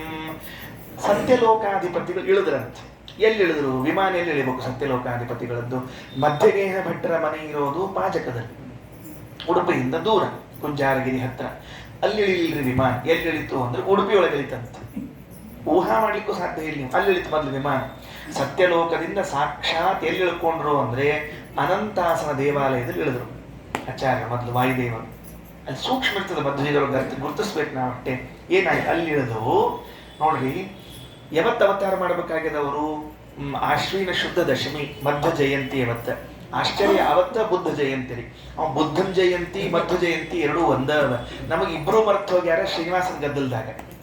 ಶ್ರೀನಿವಾಸನ ಗದ್ದಲ್ ಇಷ್ಟ ಆಗ್ಯದ ಅಂದ್ರೆ ಅವ ಇಷ್ಟು ಗದ್ದಲ ಹಾಕ್ಬಿಟ್ಟು ಹೇಳ್ತೀನಿ, ಪುಣ್ಯಾತ್ಮ ಲಗ್ನ ಮಾಡ್ಕೊಳ್ಳಿಕ್ಕೆ ಇಬ್ಬರು ಮರ್ಸ್ಬಿಟ್ಟ. ಅವತ್ತಿನ ದಿವಸ ಅವತಾರ ಮಾಡ್ಬೇಕಾಗ್ಯದ. ಅಂಶೇನ ವಾಯುರವತೀರ್ಯ ಸರೂಪ್ಯ ಪೀಠೆ, ಅಂಶೇನ ವಾಯುರವತೀರ್ಯ ಸರೂಪ್ಯ ಪೀಠೆ. ಎಲ್ಲಿಳಿದ್ರು? ಉಡುಪಿಯಲ್ಲಿ ಇಳಿದ್ರು. ವಿಷ್ಣುಂ ಪ್ರಣಮ್ಯ ಭವನಂ ಪ್ರಯಯೌ ತದೀಯಂ. ಆಚಾರ್ಯರ ಅವತಾರ ಎಷ್ಟು ಅದ್ಭುತ ಇದೆ ಅಂದ್ರೆ ಅನಂತಾಸನ ಕ್ಷೇತ್ರ ಅಲ್ಲಿ ದೇವಾಲಯಕ್ಕೆ ಬಂದರು. ನಾವಿವತ್ತು ಅನಂತಾಸನಿಗೆ ಪ್ರದಕ್ಷಿಣೆ ಹಾಕಿ ಆಚಾರ್ಯ ಎಲ್ಲಿ ಅದೃಷ್ಟರಾಗಿರುವಂತಹ ಸ್ಥಳ ಇದೆಯೋ ಅಲ್ಲಿ ನೋಡ್ಕೊಂಡು ಬಂದು ಉಡುಪಿ ಕೃಷ್ಣನ ದರ್ಶನ ಮಾಡ್ಕೋತೀವಿ.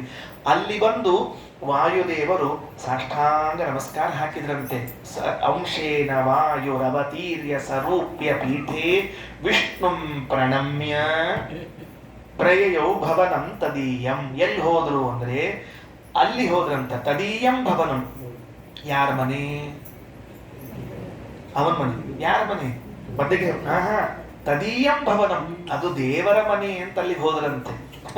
ಆಚಾರ್ಯರು ಮಧ್ಯಗೆ ಭಟ್ರ ಮನೆ ಅಂತ ಹೋಗ್ಲಿಲ್ಲ, ಅದು ದೇವರ ಮನೆ ಅನ್ನೋದಕ್ಕಾಗೋದ್ರು. ಪ್ರಯಯೋ ಭವನಂ ತದೀಯಂ ಅಂತ ತಿಳಿದುಕೊಂಡು ಹೇಳಿ. ಹಾಗಾಗಿ ದೇವರ ಮನೆ, ದೇವರಿಗೆ ಸಂಬಂಧಪಟ್ಟ ಮನೆ ಅಂತ ಅನುಸಂಧಾನ ಮಾಡಿಕೊಂಡು ಹೋದ್ರು. ಮಧ್ಯಾಹ್ನ ಅಭಿಜಿನ್ ಮುಹೂರ್ತದಲ್ಲಿ ಆಚಾರ್ಯರು ಅವತಾರ ಮಾಡಿ ಬಂದ್ರೆ ಸಂಪೂರ್ಣ ಲಕ್ಷಣ ಚಣಂ ನವರಾಜಮಾನ ದ್ವಾರಾಂತರಂ ಪರಮಸುಂದರ ಮಂದಿರಂ ತತ್. ಏನ್ ದೇಹ ಮುಂದೆ ದ್ವಾತ್ರಿಂಶ ಲಕ್ಷಣೋಪೇತಾನಾಮ್ ಅಂತ ಒಂದು ಶಬ್ದ ಹೇಳ್ಯಾರ. ಅವಾಗ ಅದರ ವಿವರಣೆಯನ್ನು ಮಾಡ್ತೀನಿ. ಅಂಥ ದೇಹ ಮತ್ತೊಂದಿಲ್ಲ, ಯಾರಿಗೂ ಇಲ್ಲ. ಲಕ್ಷ್ಮೀನಾರಾಯಣರ ಮ್ಯಾಲಿದ್ದಾರೆ, ಅದನ್ನ ಆಮೇಲೆ ನೋಡ್ಕೋಣಂತೆ. ಶ್ರೀಮದಾಚಾರ್ಯರಿಗೆ ಇರುವ ದೇಹ ಜಗತ್ತಿನಲ್ಲಿ ಇನ್ಯಾರ್ಯಾರಿಗೂ ಇಲ್ಲ. ಹನುಮಂತ ದೇವರಿಗಿದ್ದ ದೇಹ ಇನ್ಯಾರಿಗೂ ಇಲ್ಲ. ಭೀಮಸೇನ ದೇವರಿಗಿದ್ದ ದೇಹ ಸೌಂದರ್ಯ ಇನ್ಯಾರಿಗೂ ಇಲ್ಲ. ನೀವು ಏನು ಪ್ರಯತ್ನ ಮಾಡಿದ್ರೂ ಬರೋದಿಲ್ಲ, ಏನು ಪ್ರಯತ್ನ ಮಾಡಿದ್ರೂ ಬರೋದಿಲ್ಲ. ಅದರ ಬಗ್ಗೆ ಸಾಕಷ್ಟು ಮಾತಾಡಬೇಕಾಗಿದೆ. 32 ಲಕ್ಷಣಗಳು ಯಾವುದು, ಯಾಕಿರಬೇಕು, ಇದ್ರೇನ್ ಲಾಭ, ಇಲ್ಲದೆ ಇದ್ರೆ ಏನಾಗ್ತದೆ, ಒಂದು ಲಕ್ಷಣ ಕಡಿಮೆ ಆದ್ರೆ ಏನ್ ಸಮಸ್ಯೆ ಆಗ್ತದೆ, ಎಲ್ಲದಕ್ಕೂ ಶ್ರೀಮದಾಚಾರ್ಯ ಉತ್ತರ ಹೇಳ್ತಾರೆ. ಒಂದು ಲಕ್ಷಣ ಸುಮ್ಮನೆ ಏನೋ ಕಣ್ಣು ಇಷ್ಟಗಳ ಇರಬೇಕಾಗಿತ್ತು, ಒಂದು ಕೂದಲು ಎಳೆಯೋ 1 ಇಂಚು ಸಣ್ಣದಾತ ಕಣ್ಣು, ಏನಾಗ್ತದೆ ಅದು ಎಫೆಕ್ಟ್ ಒಂದ ಮೇಲೆ ಆಗ್ತದಂತ. ಒಂಚೂರು ಕೈ ಎಷ್ಟಿರ್ಬೇಕಾಗಿತ್ತು ಅಷ್ಟೊಂಚೂರು ಉದ್ದಿತ್ತು ಅಂದ್ರೆ ಏನಾಗ್ತದೆ, ಅದೊಂಚೂರು ಕೆಲಸ ಆಗ್ತದೆ. ಹೊಟ್ಟಿ ಎಷ್ಟು ಅಳತಿರ್ಬೇಕು ಅಷ್ಟು ಇರ್ಬೇಕಂತ, ಹೊಟ್ಟಿ ಒಂಚೂರು ಜಾಸ್ತಿ ಇದ್ರೆ ಅದು ಎಲ್ಲೋ ಪರಿಣಾಮ ಆಗ್ತದಂತ. ಇಷ್ಟೆಲ್ಲ ಅವರಿ ದೇಹ ಲಕ್ಷಣಗಳು ಅದರ ಮೇಲೆ ಪರಿಣಾಮ ಬೀಳ್ತದೆ ಎನ್ನುವಂತಹ ಅದ್ಭುತ ಮಾತನ್ನು ಶ್ರೀಮದಾಚಾರ್ಯರು ಮಹಾಭಾರತ ತಾತ್ಪರ್ಯದಲ್ಲಿ ಹೇಳುತ್ತಾರೆ. ಅದಕ್ಕೆ ದ್ವಾತ್ರಿಂಶ ಲಕ್ಷಣೋಪೇತಾನವನ್ನು ನೋಡಂತೆ. ಕರ್ಮಭೂಮಿ ಅವತೀರ್ಣ, ಕರ್ಮಭೂಮಿಯಲ್ಲಿ ಆಚಾರ್ಯರು ಅವತಾರ ಮಾಡಿ ಬಂದರು ಅಂತ ಆಗಿತ್ತು. ನಿನ್ನೆ ಒಂದು ವಾಕ್ಯ ಉಳಿದಿತ್ತು ಅಂತ ಆತು. ಇನ್ನು ಮುಂದೆ ಏನ್ ಮಾಡಿದ್ರಪ್ಪ ಅವತಾರ ಮಾಡಿ? ತಥಾ ಅವತೀರ್ಯ ಸಕಲ ಸಚ್ಚಾಸ್ತ್ರ ಕರ್ತೃಣಾಂ ಸರ್ವ ದುರ್ಮತ ಭಂಜಕಾನಾಂ ಅನಾದಿತಃ ಸತ್ಸಂಪ್ರದಾಯ ಪರಂಪರಾ ಪ್ರಾಪ್ತ ಶ್ರೀಮದ್ವೈಷ್ಣವ ಸಿದ್ಧಾಂತ ಪ್ರತಿಷ್ಠಾಪಕಾನಾಂ ಶ್ರೀಮದಾನಂದ ತೀರ್ಥ ಶ್ರೀಮಚ್ಚರಣಾನಾಂ ಅತಯೇವ ಭಗವತ್ ಪರಮಾನುಗ್ರಹ ಪಾತ್ರಭೂತಾನಾಂ ಸರ್ವದಾ ಭಗವದಾಜ್ಞೆಯ ಭಗವತ್ ಸನ್ನಿಧೌ ಪೂಜ್ಯಾನಾಂ ಭಗವತಾ ದತ್ತವರಾಣಾಂ ದ್ವಾತ್ರಿಂಶಲ್ಲಕ್ಷಣೋಪೇತಾನಾಂ ಅಸಂಶಯಾನಾಂ ಪ್ರಸಾದ ಮಾತ್ರೇಣ ಸ್ವಭಕ್ತಾಶೇಷ ಸಂಶಯಚ್ಛೇತೃಣಾಂ ಪ್ರಣವಾದ್ಯಶೇಷ ವೈಷ್ಣವ ಮಂತ್ರೋದ್ಧಾರಕಾಣಾಂ ಸರ್ವದಾ ಸರ್ವ ವೈಷ್ಣವ ಮಂತ್ರ ಜಾಪಕಾನಾಂ ಸಂಸಿದ್ಧ ಸಪ್ತಕೋಟಿ ಮಹಾಮಂತ್ರಾಣಾಂ. ಈಗ ಒಂದೊಂದು ವಾಕ್ಯ ಆಚಾರ್ಯರ ಮಹಿಮೆಯನ್ನು ಎತ್ತಿ ಎತ್ತಿ ಹೇಳ್ತಾರೆ. ನೇರವಾಗಿ ಶ್ರೀಮದ್ ಆಚಾರ್ಯರ ಮಹಿಮೆಗೆ ಒಳಗೆ ಬಂದ್ಬಿಟ್ರೆ ರಾಯರು ವಾಯುದೇವರ ವಿಷಯ ಮುಗೀತು. ಅಲ್ಲಿಂದ ನೆಕ್ಸ್ಟ್ ಅಂದ್ರೆ ಎಲ್ಲವನ್ನೂ ಹೇಳಿಕೊಂಡು ಬರುವಾಗ ಈಗ ನೇರವಾಗಿ ಒಳಗಡೆಗೆ ಪ್ರವೇಶ ಮಾಡ್ತಾರೆ. ತಥಾ ಅವತೀರ್ಯ ಸಕಲ ಸಚ್ಚಾಸ್ತ್ರ ಕರ್ತೃಣಾಂ, ಹಾಗೆ ಅವತಾರವನ್ನ ಮಾಡಿ ಆಚಾರ್ಯರು ಸಕಲ ಸಚ್ಚಾಸ್ತ್ರಗಳ ರಚನೆಯನ್ನ ಮಾಡಿದ್ದಾರೆ ಅಂತ. ಏನು ಸಚ್ಚಾಸ್ತ್ರಗಳ ರಚನಾ ಅಂದ್ರೆ ಏನು? ಯಾವುದಕ್ಕೆ ಸಚ್ಚಾಸ್ತ್ರಗಳಂತಾರೆ, ಯಾವುದಕ್ಕೆ ದುಷ್ಟಶಾಸ್ತ್ರಗಳು ಅಂತ ಕರೀತಾರೆ? ಆಚಾರ್ಯರು ಅನುವ್ಯಾಖ್ಯಾನದಲ್ಲಿ ಒಂದು ಮಾತು ಹೇಳ್ತಾರೆ. ಸಚ್ಚಾಸ್ತ್ರಂ ಅಭ್ಯಸೇ ನಿತ್ಯಂ ದುಶ್ಯಾಸ್ತ್ರಂತೂ ಪರಿತ್ಯಜೇತ್ ಅಂತ ಹೇಳ್ತಾರೆ. ಸಚ್ಚಾಸ್ತ್ರವನ್ನ ನಿತ್ಯದಲ್ಲಿ ಅಭ್ಯಾಸ ಮಾಡಬೇಕು, ದುಷ್ಟಶಾಸ್ತ್ರವನ್ನ ಅಭ್ಯಾಸ ಮಾಡಬಾರದು ಅಂತ ಹೇಳೋದಿಲ್ಲ, ದುಷ್ಟಶಾಸ್ತ್ರವನ್ನ ಪರಿತ್ಯಾಗ ಮಾಡಬೇಕು ಅಂತ ಹೇಳ್ತಾರೆ. ಅಂದ್ರೆ ನಾವೊಂದು ಶಬ್ದ ಕೇಳಿದ್ವಿ ನೋಡ್ರಿ, ರಾಮಚಂದ್ರ ಸೀತಾ ಪರಿತ್ಯಾಗ ಮಾಡಿದ, ಸೀತಾ ತ್ಯಾಗ ಮಾಡಿದ ಅಂತ ಕೇಳ್ತೀವಿ ಇಲ್ಲೋ? ಹಂಗ ಅದು ಸುಮ್ಮನೆ ಲೌಕಿಕ. ಅದು ಹಂಗ ನಾವು ದುಷ್ಟಶಾಸ್ತ್ರಗಳನ್ನ ಪರಿತ್ಯಾಗ ಮಾಡ್ಬೇಕಂತ, ಓದಬಾರದು ಅಂತಲ್ಲ, ದೂರದಿಂದಲೇ ತ್ಯಾಗ ಮಾಡ್ಬೇಕಂತೆ. ಅದಕ್ಕೆಲ್ಲ ಒಂದೊಂದು ಕಾರಣ. ಸರಿ, ಸಚ್ಚಾಸ್ತ್ರ ಅಂದ್ರೆ ಯಾವುದು? ಆಚಾರ್ಯರು ಎಷ್ಟು ಶಾಸ್ತ್ರಗಳನ್ನ ರಚನೆ ಮಾಡಿಕೊಟ್ರು? ಇಲ್ಲಿ ಶಾಸ್ತ್ರ ಶಬ್ದದಿಂದ ಗ್ರಂಥಗಳು. ಆಚಾರ್ಯರು ಎಷ್ಟು ಗ್ರಂಥಗಳನ್ನು ರಚನೆ ಮಾಡಿಕೊಟ್ಟಿದ್ದಾರೆ? ತಥಾ ಅವತೀರ್ಯ ಸಕಲ ಸಚ್ಚಾಸ್ತ್ರ ಕರ್ತೃಣಾಂ. ಅದಕ್ಕೆ ಒಂದು ಶ್ಲೋಕದಲ್ಲಿ ಆಚಾರ್ಯರ ಎಲ್ಲಾ ಗ್ರಂಥಗಳು ಸಂಗ್ರಹವಾಗುವಂತೆ ಒಂದು ಶ್ಲೋಕ ಇದೆ. ಯಾದವಾರ್ಯರು ಆ ಶ್ಲೋಕವನ್ನ ಬರೆದಿದ್ದಾರೆ. ಯಾದವಾರ್ಯ ಶ್ರೀನಿವಾಸ ತೀರ್ಥರು ಟೀಕಾರಾಯರ ಎಲ್ಲಾ ಗ್ರಂಥಗಳು ಒಂದಷ್ಟು ಶ್ಲೋಕದಾಗ ಬರೋ ಹಂಗೆ ಬರ್ತಾರೆ. ಬಹಳ ವಿಚಿತ್ರ, ಬಹಳ ಚಂಚಲ ಶ್ಲೋಕ. ಯಾದವಾರ್ಯರಿಗೂ ರಾಯರಿಗೂ ಭೇಟಿಯಾಗಿತ್ತಂತೆ. ಸುಧಾಮಂಗಳ ಕಾರ್ಯಕ್ರಮ ಇತ್ತಂತೆ. ಮಂತ್ರಾಲಯ ಸ್ವಾಮಿಗಳು ಸುಧಾಮಂಗಳ ಮಾಡ್ತಿದ್ರು. ಎಲ್ಲಾ ವಿದ್ವಾಂಸರಿಗೂ ಆಮಂತ್ರಣ ಕೊಟ್ಟು ಕಳಿಸಿದ್ರು. ಆಗ ಸುಧಾಮಂಗಳ ಆದಾಗ ಕೊನೆಗೆ ಮುಗಿದ ಮೇಲೆ, ಅಂದ್ರೆ ಜನ ಬಹಳ ಏನ್ ರಾಯರ ಕಾಲಕ್ಕೆ ಜನ ಇತ್ತು. ಮುಗಿದ ಮೇಲೆ ಒಂದು ಮಾತು ಕೇಳಿದಂತ, ಯಾದವಾಚಾರ್ಯ ಬಂದಾರೋ ಇಲ್ಲೋ ಅಂತ ಕೇಳಿದ್ರಂತ. ಅಲ್ಲಿ ದೂರ ಕೂತಿದ್ರಂತೆ ಯಾದವಾಚಾರ್ಯ. ಕೂತಿದ್ರು, ಬಂದಿದ್ದು ಸ್ವಾಮಿ ಅಂತ ಹೇಳಿದ್ರಂತ.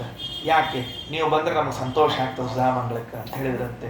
ಅಷ್ಟು ಪ್ರಶಸ್ತಿಯನ್ನು ಪಡೆದವರು ಯಾದವಾರ್ಯರು ಬರಬೇಕು. ಯಾಕೆಂದ್ರೆ ಇಬ್ಬರು ಟಿಪ್ಪಣಿಕಾರರು.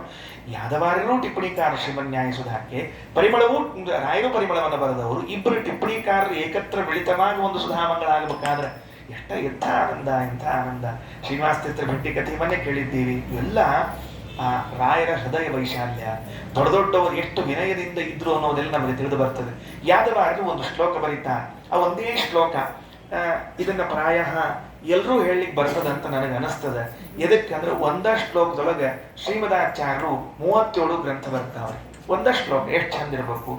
ಭಾಷ್ಯಾಣಾಂ ದಶಕಂಚ ಪಂಚಕಯುತಂ, ಭಾಷ್ಯಾಣಾಂ ದಶಕಂಚ ಪಂಚಕಯುತಂ ತಿಸ್ರಶ್ಚ ನಿರ್ಣೀತಯಃ ವಿಷ್ಣೋ ಸ್ತೋತ್ರಯುಗಂ ದಶ ಪ್ರಕರಣಂ ಕಲ್ಪದ್ವಯಂಚ ಸ್ಮೃತಿಃ ಶ್ರೀಕೃಷ್ಣಾಮೃತ ತಂತ್ರಸಾರ ಯಮಕನ್ಯಾಯಾವಲಿ ದೀಪನಂ ಯೇನಾಕಾರಿ ಸದೈವ ಮಧ್ವ ಮುನಿರಾಟ್ ದದ್ಯಾತ್ ಸುವಿದ್ಯಾಂ ಮಮ. ಎಂಥ ಚಂದ ಒಂದ ಶ್ಲೋಕದಾಗ ಏನಂತಾರೆ? ಭಾಷ್ಯಾಣಾಂ ದಶಕಂಚ ಪಂಚಕಯುತಂ. ಆಚಾರ್ಯರು 15 ಭಾಷ್ಯ ಗ್ರಂಥಗಳಿವೆ ಅಂತ. ಒಮ್ಮಿಂದೊಮ್ಮೆ 15 ಮಾಡಿಬಿಟ್ರೆ ಆಚಾರ್ಯ ಏನು ಮರಿಗಿರಿ ಹಾಕಿದ್ವೋ ಏನು, ಹೆಂಗ್ ಮತ್ತೆ 15 ಗ್ರಂಥ? ನಮಗೆ ಏನು ಕಲ್ಪನಾ ಇಲ್ಲ. ಅಂದ್ರೆ ಶ್ರೀಮದಾಚಾರ್ಯರು 15 ಭಾಷ್ಯ ಗ್ರಂಥಗಳನ್ನು ಬರೆದಿದ್ದಾರೆ. ಭಾಷ್ಯಾಣಾಂ ದಶಕಂಚ ಪಂಚಕಯುತಂ 10+5 ತಿಸ್ರಶ್ಚ ನಿರ್ಣೀತಯಃ 3 ನಿರ್ಣಯ ಗ್ರಂಥಗಳನ್ನು ಬರೆದಿದ್ದಾರೆ. ಸುಲಭರಿ 3 ನಿರ್ಣಯ ಗ್ರಂಥಗಳನ್ನು ಬಿಟ್ಟುಕೊಳ್ಳಿಕ್ಕೆ. ಗೀತಾ ತಾತ್ಪರ್ಯ ನಿರ್ಣಯ, ಭಾಗವತ ತಾತ್ಪರ್ಯ ನಿರ್ಣಯ, ಮಹಾಭಾರತ ತಾತ್ಪರ್ಯ ನಿರ್ಣಯ. ತಿಸ್ರಶ್ಚ ನಿರ್ಣೀತಯಃ ಗೀತಾ ತಾತ್ಪರ್ಯ, ಭಾಗವತ ತಾತ್ಪರ್ಯ, ಮಹಾಭಾರತ ತಾತ್ಪರ್ಯ. ನಿರ್ಣಯ ಅವೆಲ್ಲ ನೆನಪಿಟ್ಟುಕೊಳ್ರಿ. ಬರೇ ಗ್ರಂಥಗಳಲ್ಲ, ಅವು ನಿರ್ಣಯ ಗ್ರಂಥಗಳು. ಏನಂಗಂದ್ರೆ ನಿರ್ಣಯ ಗ್ರಂಥಗಳು ಅಂದ್ರೆ ಏನರ್ಥ? ಅದಕ್ಕೆ ನಿರ್ಣಯ ಗ್ರಂಥಗಳು ಅಂದ್ರೆ ವ್ಯಾಖ್ಯಾನ ಮಾಡುವುದಲ್ಲ. ಇಲ್ಲ ಈ ಮೇಲಿನ ಶ್ಲೋಕಕ್ಕೆ ಇಷ್ಟು ಅರ್ಥ ಅಂತ ತಿಳಿಸಿ ಹೋಗುವುದಲ್ಲ. ಈ ಶ್ಲೋಕಕ್ಕೆ ಇದೇ ಅರ್ಥವನ್ನು ಹೇಳಬೇಕು, ಬೇರೆ ಅರ್ಥವನ್ನು ಹೇಳಕೂಡದು ಅಂತ ನಿರ್ಣಯ ಮಾಡೋದಿದೆಯಲ್ಲ, ಇದು ನಿರ್ಣಯ. ಈಗ ಬ್ರಹ್ಮಸೂತ್ರಗಳನ್ನ ಏನಂತ ಹೇಳ್ತೀವಿ ನಾವು? ನಿರ್ಣಾಯಕ ಗ್ರಂಥ, ವೇದಾರ್ಥ ನಿರ್ಣಯವನ್ನ ಮಾಡ್ಲಿಕ್ಕೆ ಬಂದ ಗ್ರಂಥ ಅಂತ ಹೇಳ್ತೀವಿ. ಏನ್ ತಿಳಿಬಾರ್ದು ನಾವು ತಪ್ಪು ಅಂದ್ರೆ, ವೇದಗಳ ಅರ್ಥವನ್ನ ಮಾಡ್ಲಿಕ್ಕೆ ಬಂದಿದೆ ಅಂತ ತಿಳಿಬಾರ್ದು. ಕೆಲವೊಮ್ಮೆ ಏನಾಗ್ತದ್ರಿ, ಬ್ರಹ್ಮಸೂತ್ರಗಳು ವೇದದ ಅರ್ಥವನ್ನ ತಿಳಿಸ್ಲಿಕ್ಕೆ ಬಂದಾವ ಅಂತ ಹೇಳಿಬಿಟ್ರೆ ಅದು ತಪ್ಪು ತಿಳುವಳಿಕೆ, ನಾಲೆಜ್ ತಪ್ಪದು. ಬ್ರಹ್ಮಸೂತ್ರಗಳು ವೇದದ ಅರ್ಥ ತಿಳಿಸ್ಲಿಕ್ಕೆ ಬಂದಿಲ್ಲ, ವೇದದ ಅರ್ಥವನ್ನ ನಿರ್ಣಯಿಸ್ಲಿಕ್ಕೆ ಬಂದ. ಜಡ್ಜ್ಮೆಂಟ್ ಅವ್ರು ಕೊಟ್ಟರೆ ಮುಗಿದ ಕೆಲಸ. ಎಷ್ಟು ವ್ಯತ್ಯಾಸ ಅದ್ರಿ ಅಂದ್ರೆ, ನಮಗೆ ಶಾಸ್ತ್ರ ಯೋನಿತ್ವಾತೋ ತತ್ವ ಸಮನ್ವಯ ಅನ್ನುವ ಸೂತ್ರವೋ ಅಥವಾ ಸಂದೇಹ ಸೃಷ್ಟಿರಾಗಿ ಎನ್ನುವಂತಹ ಸೂತ್ರವೋ ಶ್ರುತಿ ಅರ್ಥ ಹೇಳಲಿಕ್ಕೆ ಬಂದಿಲ್ಲ. ಈ ಶ್ರುತಿಗೆ ಇದೇ ಅರ್ಥ ಹೇಳಬೇಕೆ ಹೊರತಾಗಿ ನಿನ್ನ ಮನಸ್ಸಿಗೆ ಬಂದ ಅರ್ಥ ಹೇಳಬೇಡ ಅಂತ ಹೇಳಿಕ್ ಬಂದು ಬ್ರಹ್ಮಸೂತ್ರ ನಿರ್ಣಯ ಮಾಡುವುದು. ಸ್ವಾರಸ್ಯ ಏನು ಅಂದ್ರೆ, ನಮ್ಮ ಜಗತ್ತಿನಲ್ಲಿ ಪ್ರಮೇಯ ಭಾಗದಲ್ಲಿ ಎಲ್ಲಾ ಕಡೆಗೂ ನಿರ್ಣಾಯಕರು ಯಾರು ಅಂದ್ರೆ ವೇದವ್ಯಾಸದೇವರು, ಭಗವಂತ. ಮಹಾಭಾರತದೊಳಗೆ ರಾಜಸೂ ಯಾಗ ನಡೆದಿತ್ತು. ರಾಜಸೂ ಯಾಗ ನಮಗೆ ರಾಜಸೂ ಯಾಗದೊಳಗೆ ಎಷ್ಟು ಗತಿ ಗೊತ್ತವ ಅಂದ್ರೆ, ಶಿಶುಪಾಲನ್ ತಲೆ ಹೋಗಿದ್ದು ಒಂದು ಗೊತ್ತದ, ಅಡಿಗೆ ಮಾಡಿದ್ದಷ್ಟು ಗೊತ್ತವ, ಪಾಂಡವರು ದಾನ ಮಾಡಿದಷ್ಟು ಗೊತ್ತವ. ಅಲ್ಲಿ ಏನ್ ನಡೆದಿತ್ತು ಅಂದ್ರೆ, ಒಂದು ಕಡೆಗೆ ಯಜ್ಞ ನಡೀತಾ ಇದ್ರೆ ಧರ್ಮರಾಜ ಅಲ್ಲಿ ಕೂತ್ಕೊಂಡಿದ್ರೆ, ಭೀಮಸೇನ ದೇವರು ಉಳಿದ ಕಡೆ ಕೆಲಸ ಮಾಡ್ತಿದ್ರೆ, ಋಷಿಗಳೆಲ್ಲ ಬಂದಿದ್ರಲ್ಲ, ಜ್ಞಾನಿಗಳೆಲ್ಲ ಬಂದಿದ್ರಲ್ಲ, ದೇವತೆಗಳೆಲ್ಲ ಬಂದಿದ್ರಲ್ಲ, ಅವ್ರೇನ್ ಮಾಡ್ಬೇಕು, ನಮ್ದೇನದ್ರಿ ಕೆಲಸ ಅಂದ್ರು. ಈ ಕೆಲವೊಮ್ಮೆ ಏನಾಗ್ಬಿಟ್ಟಿರ್ತದ್ರಿ, ಕಾರ್ಯಕ್ರಮ ಬಂದ್ಬಿಟ್ಟಿರ್ತಾರೆ, ಅವ್ರಿಗೆಲ್ಲ ಅಲ್ಲೇನ್ ಕೆಲಸ ಇರಂಗಿಲ್ಲ, ಬಿಡೆ ಆಗ್ಬಿಟ್ಟಿರ್ತದ, ಏನ್ ಮಾಡ್ಬೇಕು ತಿಳಿಯಂಗಿಲ್ಲ ಪಾಪ. ಅಲ್ಲಿ ಕೂತ್ ಕೂತ್ ಕೂತ್ ಹರಟಿ ಹೊಡೆದು ಬ್ಯಾಸತ್ತು ಕೊನೆಗೆ ಯಾವಾಗಾರ ಮುಗಿಸ್ತಾರ. ಹೋಮಾರ ಪೂರ್ಣಾವತಿ ಮುಗಿದ್ರು ಸುಮ್ಮ ಊಟ ಮಾಡಿ ಮನೆಗೆ ಹೋಗ್ತೀವಿ ಅನ್ನೋ ಹಂಗಾಗಿಬಿಟ್ಟಿರ್ತಾರೆ ನೋಡಿ. ಕೆಲವು ಹಂಗಾಗಿರಂಗಿಲ್ಲ, ಅದಕ್ಕೆ ಬಂದಿರ್ತಾರೆ, ಎಲ್ಲ ನಿರ್ಣಯ ಮಾಡ್ಕೊಂಡ್ ಬಂದ್ಬಿಟ್ಟಿರ್ತಾರೆ. ಹಂಗೆ ಇವರೆಲ್ಲ ಕೂತ್ರ ಅವರೆಲ್ಲ ಸಮಯ ವ್ಯರ್ಥ ಮಾಡಬಾರ್ದು. ದೇವತೆಗಳೆಲ್ಲ ಸಂಕಲ್ಪ ಮಾಡಿದ್ರು. ಏನ್ ಮಾಡಿದ್ರು ಅಂದ್ರೆ, ವೇದವ್ಯಾಸರನ್ನ ಅಧ್ಯಕ್ಷರನ್ನಾಗಿ ಮಾಡಿಸಿ ಪೂರ್ವ ಪಕ್ಷ ಸಿದ್ಧಾಂತಗಳನ್ನ ಮಾಡಿಕೊಂಡು ವ್ಯಾಸರಿಂದ ನಿರ್ಣಯ ಪಡೆದ್ರಂತೆ. ಶ್ರೀಮದಾಚಾರ್ಯರಂತಾರೆ, ರಾಜಸೂಯಾಗದಲ್ಲಿ ಪ್ರಾಶ್ನಿಕೋತ್ರ ಪರಿಪೂರ್ಣ ಚಿದ್ಘನ. ಪ್ರಾಶ್ನಿಕ ಅವರು ಉತ್ತರ ಕೊಡ್ಲಿಕ್ಕೆ, ನಿರ್ಣಯ ಕೊಡ್ಲಿಕ್ಕೆ ಕೂತವ್ರು ಯಾರು ಅಂತ ಕೇಳಿದ್ರೆ, ನ್ಯಾಯಾಧೀಶನ ಸ್ಥಾನದಲ್ಲಿ ಕೂತವರು ವೇದವ್ಯಾಸದೇವರು. ಹಾಗಾದ್ರೆ ನಿರ್ಣಯ ಮಾಡಲಿಕ್ಕೆ ಇರುವಂತಹ ಯೋಗ್ಯತಾ ಭಗವಂತನಿಗೆ ಮಾತ್ರ ಅನ್ನೋದಕ್ಕೆ ಬ್ರಹ್ಮಸೂತ್ರ ಬರೆಸಿದ್ದ. ಆದ್ರೆ ಏನ್ ಸ್ವಾರಸ್ಯ ಗೊತ್ತೇನು? ಬದರಿಗೆ ಹೋಗಿದ್ರಂತ ನಮ್ಮ ಆಚಾರ್ಯ. ಬದರಿಗೆ ಹೋಗಿ ಹೊಳ್ಳಿ ಹೊಂಟಿದ್ರಂತ. ಎರಡನೇ ಸರ್ತಿ ಹೊಳ್ಳಿ ಹೋಗೋ ಕಾಲಕ್ಕೆ ಕರೆದ್ರಂತ, ಇಲ್ಲಿ ಬರ್ರಿ ಅಂತ. ವೇದವ್ಯಾಸದೇವ್ರು ಕರೆದ್ರು, ಹೋದ್ರು. ಏನು ಅಂತ ಕೇಳಿದ್ರು, ನಿಮ್ಗೊಂದು ಕೆಲಸ ಕೊಡ್ತೀನಿ ಮಾಡ್ರಿ ಅಂದ್ರು. ಏನ್ ಕೆಲಸ? ಅದು ನನ್ನ ಗ್ರಂಥಕ್ಕೆ ಒಂಚೂರು ನಿರ್ಣಯ ಬರೀರಿ ಅಂತ ಹೇಳಿದ್ರಂತ.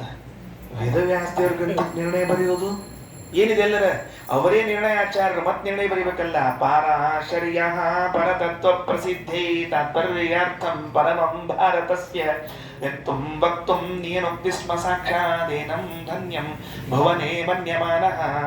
ನಾರಾಯಣ ಪಂಡಿತಾಚಾರ್ಯ ಅಂತಾರೆ, ಪಾರಾಶರ್ಯ ವೇದವ್ಯಾಸದೇವರು ಪರತತ್ವ ಪ್ರಸಿದ್ಧಿ, ಭಗವತ್ ತತ್ವ ಪ್ರಸಿದ್ಧಿಯಾಗಬೇಕು ಅಂತ ವ್ಯಕ್ತುಂ ವಕ್ತುಂ ನಿಯನೋಕ್ತಿ ಸ್ಮ ಸಾಕ್ಷಾತ್ ಮಹಾಭಾರತ ತಾತ್ಪರ್ಯ ನಿರ್ಣಯ ಬರಿಬೇಕು. ಏನು? ಒಟ್ಟಾರೆ 1,00,000 ಶ್ಲೋಕದ ಮಹಾಭಾರತದ ತಾತ್ಪರ್ಯ ಎಲ್ಲಿದೆ ಅಂತ ನಿರ್ಣಯಿಸಬೇಕು ನೀವು ಅಂತ ಹೇಳಿ ಕಳಿಸ್ತಾರೆ. ಯಾರಿಗೆ ಅಧಿಕಾರ ಕೊಟ್ಟಿದ್ದಾರೆ? ವೇದವ್ಯಾಸದೇವರಿಂದ ನಿರ್ಣಯ ಕೊಡುವ ಆಚಾರ್ಯರು ಅಂತ ಹೇಳಿಸಿಕೊಂಡ ಏಕೈಕ ಆಚಾರ್ಯ ನಮ್ಮ ಆಚಾರ್ಯ.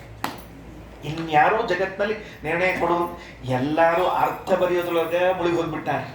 ಕೆಲವರು ಏನೋ ಬರೆದು ಬಯಸ್ಕೊಂಡಾರೆ, ಕೆಲವರು ಬರೆದು ಮುಚ್ಚಿಟ್ಬಿಟ್ರು. ಯಾಕಂದ್ರೆ ನಾವು ಬರೆದು ತಪ್ಪದೇನು ಅಂತ ತಿಳ್ಕೊಂಡು ಶ್ರೀಮದಾಚಾರ್ಯ ಖಂಡಿತವಾಗಿ ಠಾಕ ಬರೆದಿಟ್ಬಿಟ್ರು. ಅದಕ್ಕೆ ತಿಸ್ರಶ್ಚ ನಿರ್ಣಯಿತಯ, 3 ನಿರ್ಣಯ ಗ್ರಂಥಗಳು: ಭಾಗವತ ತಾತ್ಪರ್ಯ ನಿರ್ಣಯ, ಗೀತಾ ತಾತ್ಪರ್ಯ ನಿರ್ಣಯ, ಮಹಾಭಾರತ ತಾತ್ಪರ್ಯ ನಿರ್ಣಯ.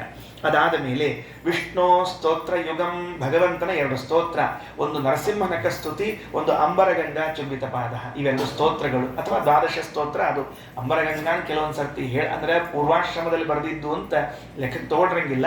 12 ಸ್ತೋತ್ರ ಮತ್ತು ನರಸಿಂಹನಕ ಸ್ತುತಿಗಳು 2 ಸ್ತೋತ್ರ. 10 ಪ್ರಕರಣಂ, 10 ಪ್ರಕರಣ ಗ್ರಂಥಗಳು. ಇನ್ನು ಕಲ್ಪದ್ವಯಂಚ ಸ್ಮೃತಿ, ಜಯಂತಿ ನಿರ್ಣಯ, ಯತಿ ಪ್ರಣವ ಕಲ್ಪ 2 ಬರೆದರು. ಸ್ಮೃತಿ ಸದಾಚಾರ ಸ್ಮೃತಿ, ಶ್ರೀಕೃಷ್ಣಾಮೃತ ತಂತ್ರಸಾರ ಯಮಕ ನ್ಯಾಯಾವಲಿ ದೀಪನಂ, ಕೃಷ್ಣಾಮೃತ ಮಹಣವ ತಂತ್ರಸಾರ ಸಂಗ್ರಹ, ಯಮಕ ಭಾರತ, ನ್ಯಾಯ ವಿವರಣ. ಇಷ್ಟು ತನಕ ತಂದ್ಬಿಟ್ರು ಒಮ್ಮೆ. ಇನ್ನುಳಿತು 15 ಗ್ರಂಥ. ಯಾವುದು? ಭಾಷ್ಯಾಣಾಂ ದಶಕಂಚ ಪಂಚಕಯುತಂ, 10 ಉಪನಿಷತ್ ಭಾಷ್ಯ ನಮಗೆ ಅರ್ಥ ಆಗ್ತಾವ. ಯಾಕಂದ್ರೆ ಈಶಕೇನ ಕಟಪ್ರಶ್ನ ಮುಂಡ ಮಾಂಡುಕ್ಯಮೇವ ಚ ಮೈತ್ರೇಯಂ ಬೃಹದ ಛಾಂದೋಗ್ಯಂ ಬೃಹದಾರಣ್ಯಕಮೇವ ಚ ಅಂತ ಅರ್ಥ ಆಯಿತು. ಇನ್ನು 15 ಹೇಳಲ್ಲ ಅಂದರೆ ಬಹಳ ಆಶ್ಚರ್ಯ. ಏನು? ಒಂದು ಗೀತಾ ಭಾಷ್ಯ 11ನೇದ್ದು, ಸೂತ್ರ ಭಾಷ್ಯ 12ನೇದ್ದು, ನೋಡ್ರಿ ಎಲ್ಲ ಭಾಷೆಗಳು ಮರ್ತು ಹೋಗ್ಯಾವ. ಋಗ್ಭಾಷ್ಯ 13ನೇದ್ದು, ಅಣುಭಾಷ್ಯ 14ನೇದ್ದು, ಇನ್ನೊಂದು ನೋಡ್ಕೊಡ್ತಿಲ್ಲ 15. ಎಲ್ಲ ಮುಗಿದ್ಬಿಟ್ಟವಲ್ಲ ಚಾರ, ಎಲ್ಲ ಭಾಷ್ಯ ಮುಗಿಸ್ಬಿಟ್ರಿ. ಇನ್ಯಾವುದು ಅಂದ್ರೆ ಅನುವ್ಯಾಖ್ಯಾನಕ್ಕೆ ಅನುಭಾಷ್ಯ ಅಂತ ಹೆಸರದ್ರಿ. ಮರ್ತೀವಿ ನಾವು, ನಮ್ಗೆ ಗೊತ್ತಿಲ್ಲ ಏನಂತ. ಅದು 15ನೇ ಭಾಷ್ಯ. ಭಾಷ್ಯಾನುಭಾಷ್ಯ ಚಕ್ರೆ, ಅದಕ್ಕೆ ಅನುಭಾಷ್ಯ ಅಂತ ಕರೀತಾರೆ 15ನೇದು. ಹಿಂಗಾಗಿ ಗೀತಾ ಭಾಷ್ಯ, ಅಣುಭಾಷ್ಯ, ಸೂತ್ರ ಭಾಷ್ಯ, ಋಗ್ಭಾಷ್ಯ, ಅನುವ್ಯಾಖ್ಯಾನ ಅಂದ್ರೆ ಅಣುಭಾಷ್ಯದ ಜೊತೆಗೆ ಅನುವ್ಯಾಖ್ಯಾನ, ಅದು ಅನುಭಾಷ್ಯ ಅಂತ ಕರೆಸಿಕೊಂಡದ್ದು. ಹೀಗೆ 15 ಭಾಷ್ಯಗಳು. 10 ಉಪನಿಷತ್ ಭಾಷ್ಯ, 5 ಮೇಲಿನ ಭಾಷ್ಯಗಳು 15, ಉಳಿದ ಎಲ್ಲ 3 ನಿರ್ಣಯ ಗ್ರಂಥಗಳು, ಆಮೇಲೆ 2 ಸ್ತೋತ್ರ ಗ್ರಂಥಗಳು, 10 ಪ್ರಕರಣ ಗ್ರಂಥಗಳು, 2 ನಿರ್ಣಯ ಜಯಂತಿ ಕಲ್ಪ, ಯತಿ ಪ್ರಣವ ಕಲ್ಪ, ಸದಾಚಾರ ಸ್ಮೃತಿ, ಕೃಷ್ಣಾಮೃತ, ತಂತ್ರಸಾರ, ಯಮಕ ಭಾರತ, ನ್ಯಾಯ ವಿವರಣ. ಮುಗಿದು ಹೋಗ್ತು. ಎಷ್ಟು ಗ್ರಂಥ ಅದು? 37 ಗ್ರಂಥಗಳನ್ನು ಒಂದೇ ಶ್ಲೋಕದಲ್ಲಿ ಯಾದವಾರರು ಸಂಗ್ರಹ ಮಾಡಿಬಿಟ್ರು. ಈ ಶ್ಲೋಕವನ್ನ ಎಲ್ಲರೂ ನಿತ್ಯದಲ್ಲಿ ಹೇಳುವ ಅಭ್ಯಾಸ ಇಟ್ಟುಕೊಳ್ಳ್ರಿ. ಶ್ರೀಮದಾಚಾರ್ಯರಿಗೆ ನಮಸ್ಕಾರ ಮಾಡುವಾಗ, ಸ್ತೋತ್ರ ಮಾಡುವಾಗ ಭಾಷ್ಯಾಣಾಂ ದಶಕಂಚ ಪಂಚಕಯುತಂ, ಭಾಷ್ಯಾಣ ಮನಸ್ಸಿನಲ್ಲಿ ಮೆಲ್ಲಕ್ಕೆ ಹೇಳ್ಕೊತಿರ್ರಿ, ಇಲ್ಲೇ ಇದ್ರದ್ದು ಬರೋದಿಲ್ಲದು. ಭಾಷ್ಯಾಣಾಂ ದಶಕಂಚ ಪಂಚಕಯುತಂ ತಿಸ್ರಶ್ಚ ನಿರ್ಣೀತಯಃ ವಿಷ್ಣೋ ಸ್ತೋತ್ರಯುಗಂ ದಶ ಪ್ರಕರಣಂ ಕಲ್ಪದ್ವಯಂಚ ಸ್ಮೃತಿ ಶ್ರೀಕೃಷ್ಣಾಮೃತ ತಂತ್ರಸಾರ ಯಮಕನ್ಯಾಯಾವಲಿ ದೀಪನಂ ಯೇನಾಕಾರಿ ಸದೈವ ಮಧ್ವ ಮುನಿರಾಟ್ ದದ್ಯಾತ್ ಸುವಿದ್ಯಾಂ ಮಮ ತಥಾ ಅವತೀರ್ಯ ಸಕಲ ಸಚ್ಚಾಸ್ತ್ರಕರ್ತೃಣಾಂ. ಶ್ರೀಮದಾಚಾರ್ಯರು ಹಾಗೆ ಅವತಾರ ಮಾಡಿ ಎಲ್ಲ ಸಚ್ಚಾಸ್ತ್ರಗಳನ್ನು ಬರೆದರು. ಮುಂದೆ ಸರ್ವ ದುರ್ಮತ ಭಂಜಕಾನಾಂ, ಎಲ್ಲ ದುರ್ಮತಗಳನ್ನು ಭಂಜನೆ ಮಾಡಿದರು. ಎಷ್ಟು ದುರ್ಮತಗಳಿದ್ದವು? ನಮಗ ಕಲ್ಪನಾ ಇಲ್ರಿ ಎಷ್ಟು ದುರ್ಮತಗಳಿದ್ದವು ಅಂತ. ನಾರಾಯಣ ಪಂಡಿತಾಚಾರ್ಯರು ಒಂದು ಮಾತಂತ, ಎಷ್ಟು ದುರ್ಮತಗಳಿದ್ದವು. 21 ಕುಭಾಷ್ಯ ದೂಷಕಂ ಬ್ರಹ್ಮಸೂತ್ರ ಗಣಭಾಷ್ಯಮದ್ಭುತಂ. 21 ದುರ್ಭಾಷ್ಯಗಳು, ದುಷ್ಟಶಾಸ್ತ್ರಗಳು, ದುರ್ಮತಗಳು, ಸರ್ವ ದುರ್ಮತ ಭಂಜಕಾನಾಂ ಅಂತನ್ನುವಲ್ಲಿ 21. ನಮಗ ನಾರಾಯಣ ಪಂಡಿತಾಚಾರ್ಯರ ಸ್ಮರಣೆ, ಅವ್ರ ಉಪಕಾರ ಮತ್ ಬರಬೇಕ್ರಿ. ಯಾಕೆ ಬರಬೇಕು ಅಂದ್ರೆ, ನಾರಾಯಣ ಪಂಡಿತಾಚಾರ್ಯರು ಸುಮಧ್ವ ವಿಜಯನ ಬರೆದಂತೆ 2 ಗ್ರಂಥ ಬರೆದಾರೆ. ಒಂದು ಅದು ಪ್ರಮೇಯ ನವಮಾಲಿಕ ಅನ್ನೋದು ಅಥವಾ ಅಣುಮಧ್ವ ವಿಜಯ ಅಂತ ಕರಿತೀವಿ. ಇನ್ನೊಂದು ಭಾವಪ್ರಕಾಶಿಕ ಅಂತ ಬರೆದಾರೆ. ಸುಮಧ್ವ ವಿಜಯಕ್ಕೆ ತಾವ ಟಿಪ್ಪಣಿ ಬರೆದಾರ, ತಮ್ಮ ಗ್ರಂಥಕ್ಕೆ ತಾವ ಟಿಪ್ಪಣಿ ಬರ್ಕೊಂಡಾರ. ಯಾಕೆ ಬರ್ಕೊಂಡ್ರ ಅಂದ್ರೆ, ಕೆಲವು ಮ್ಯಾಲಿನ ಶ್ಲೋಕದಾಗ ಸ್ಪಷ್ಟ ಆಗಿರಂಗಿಲ್ಲ ಅಂಬುದಕ್ಕೆ ಕೆಳಗೆ ಬರ್ದಾರ. ಅದಕ್ಕೆ ಉದಾಹರಣೆ ಏನು ಅಂತ ಕೇಳಿದ್ರೆ, ಈ 21 ಕಥೆರಿ.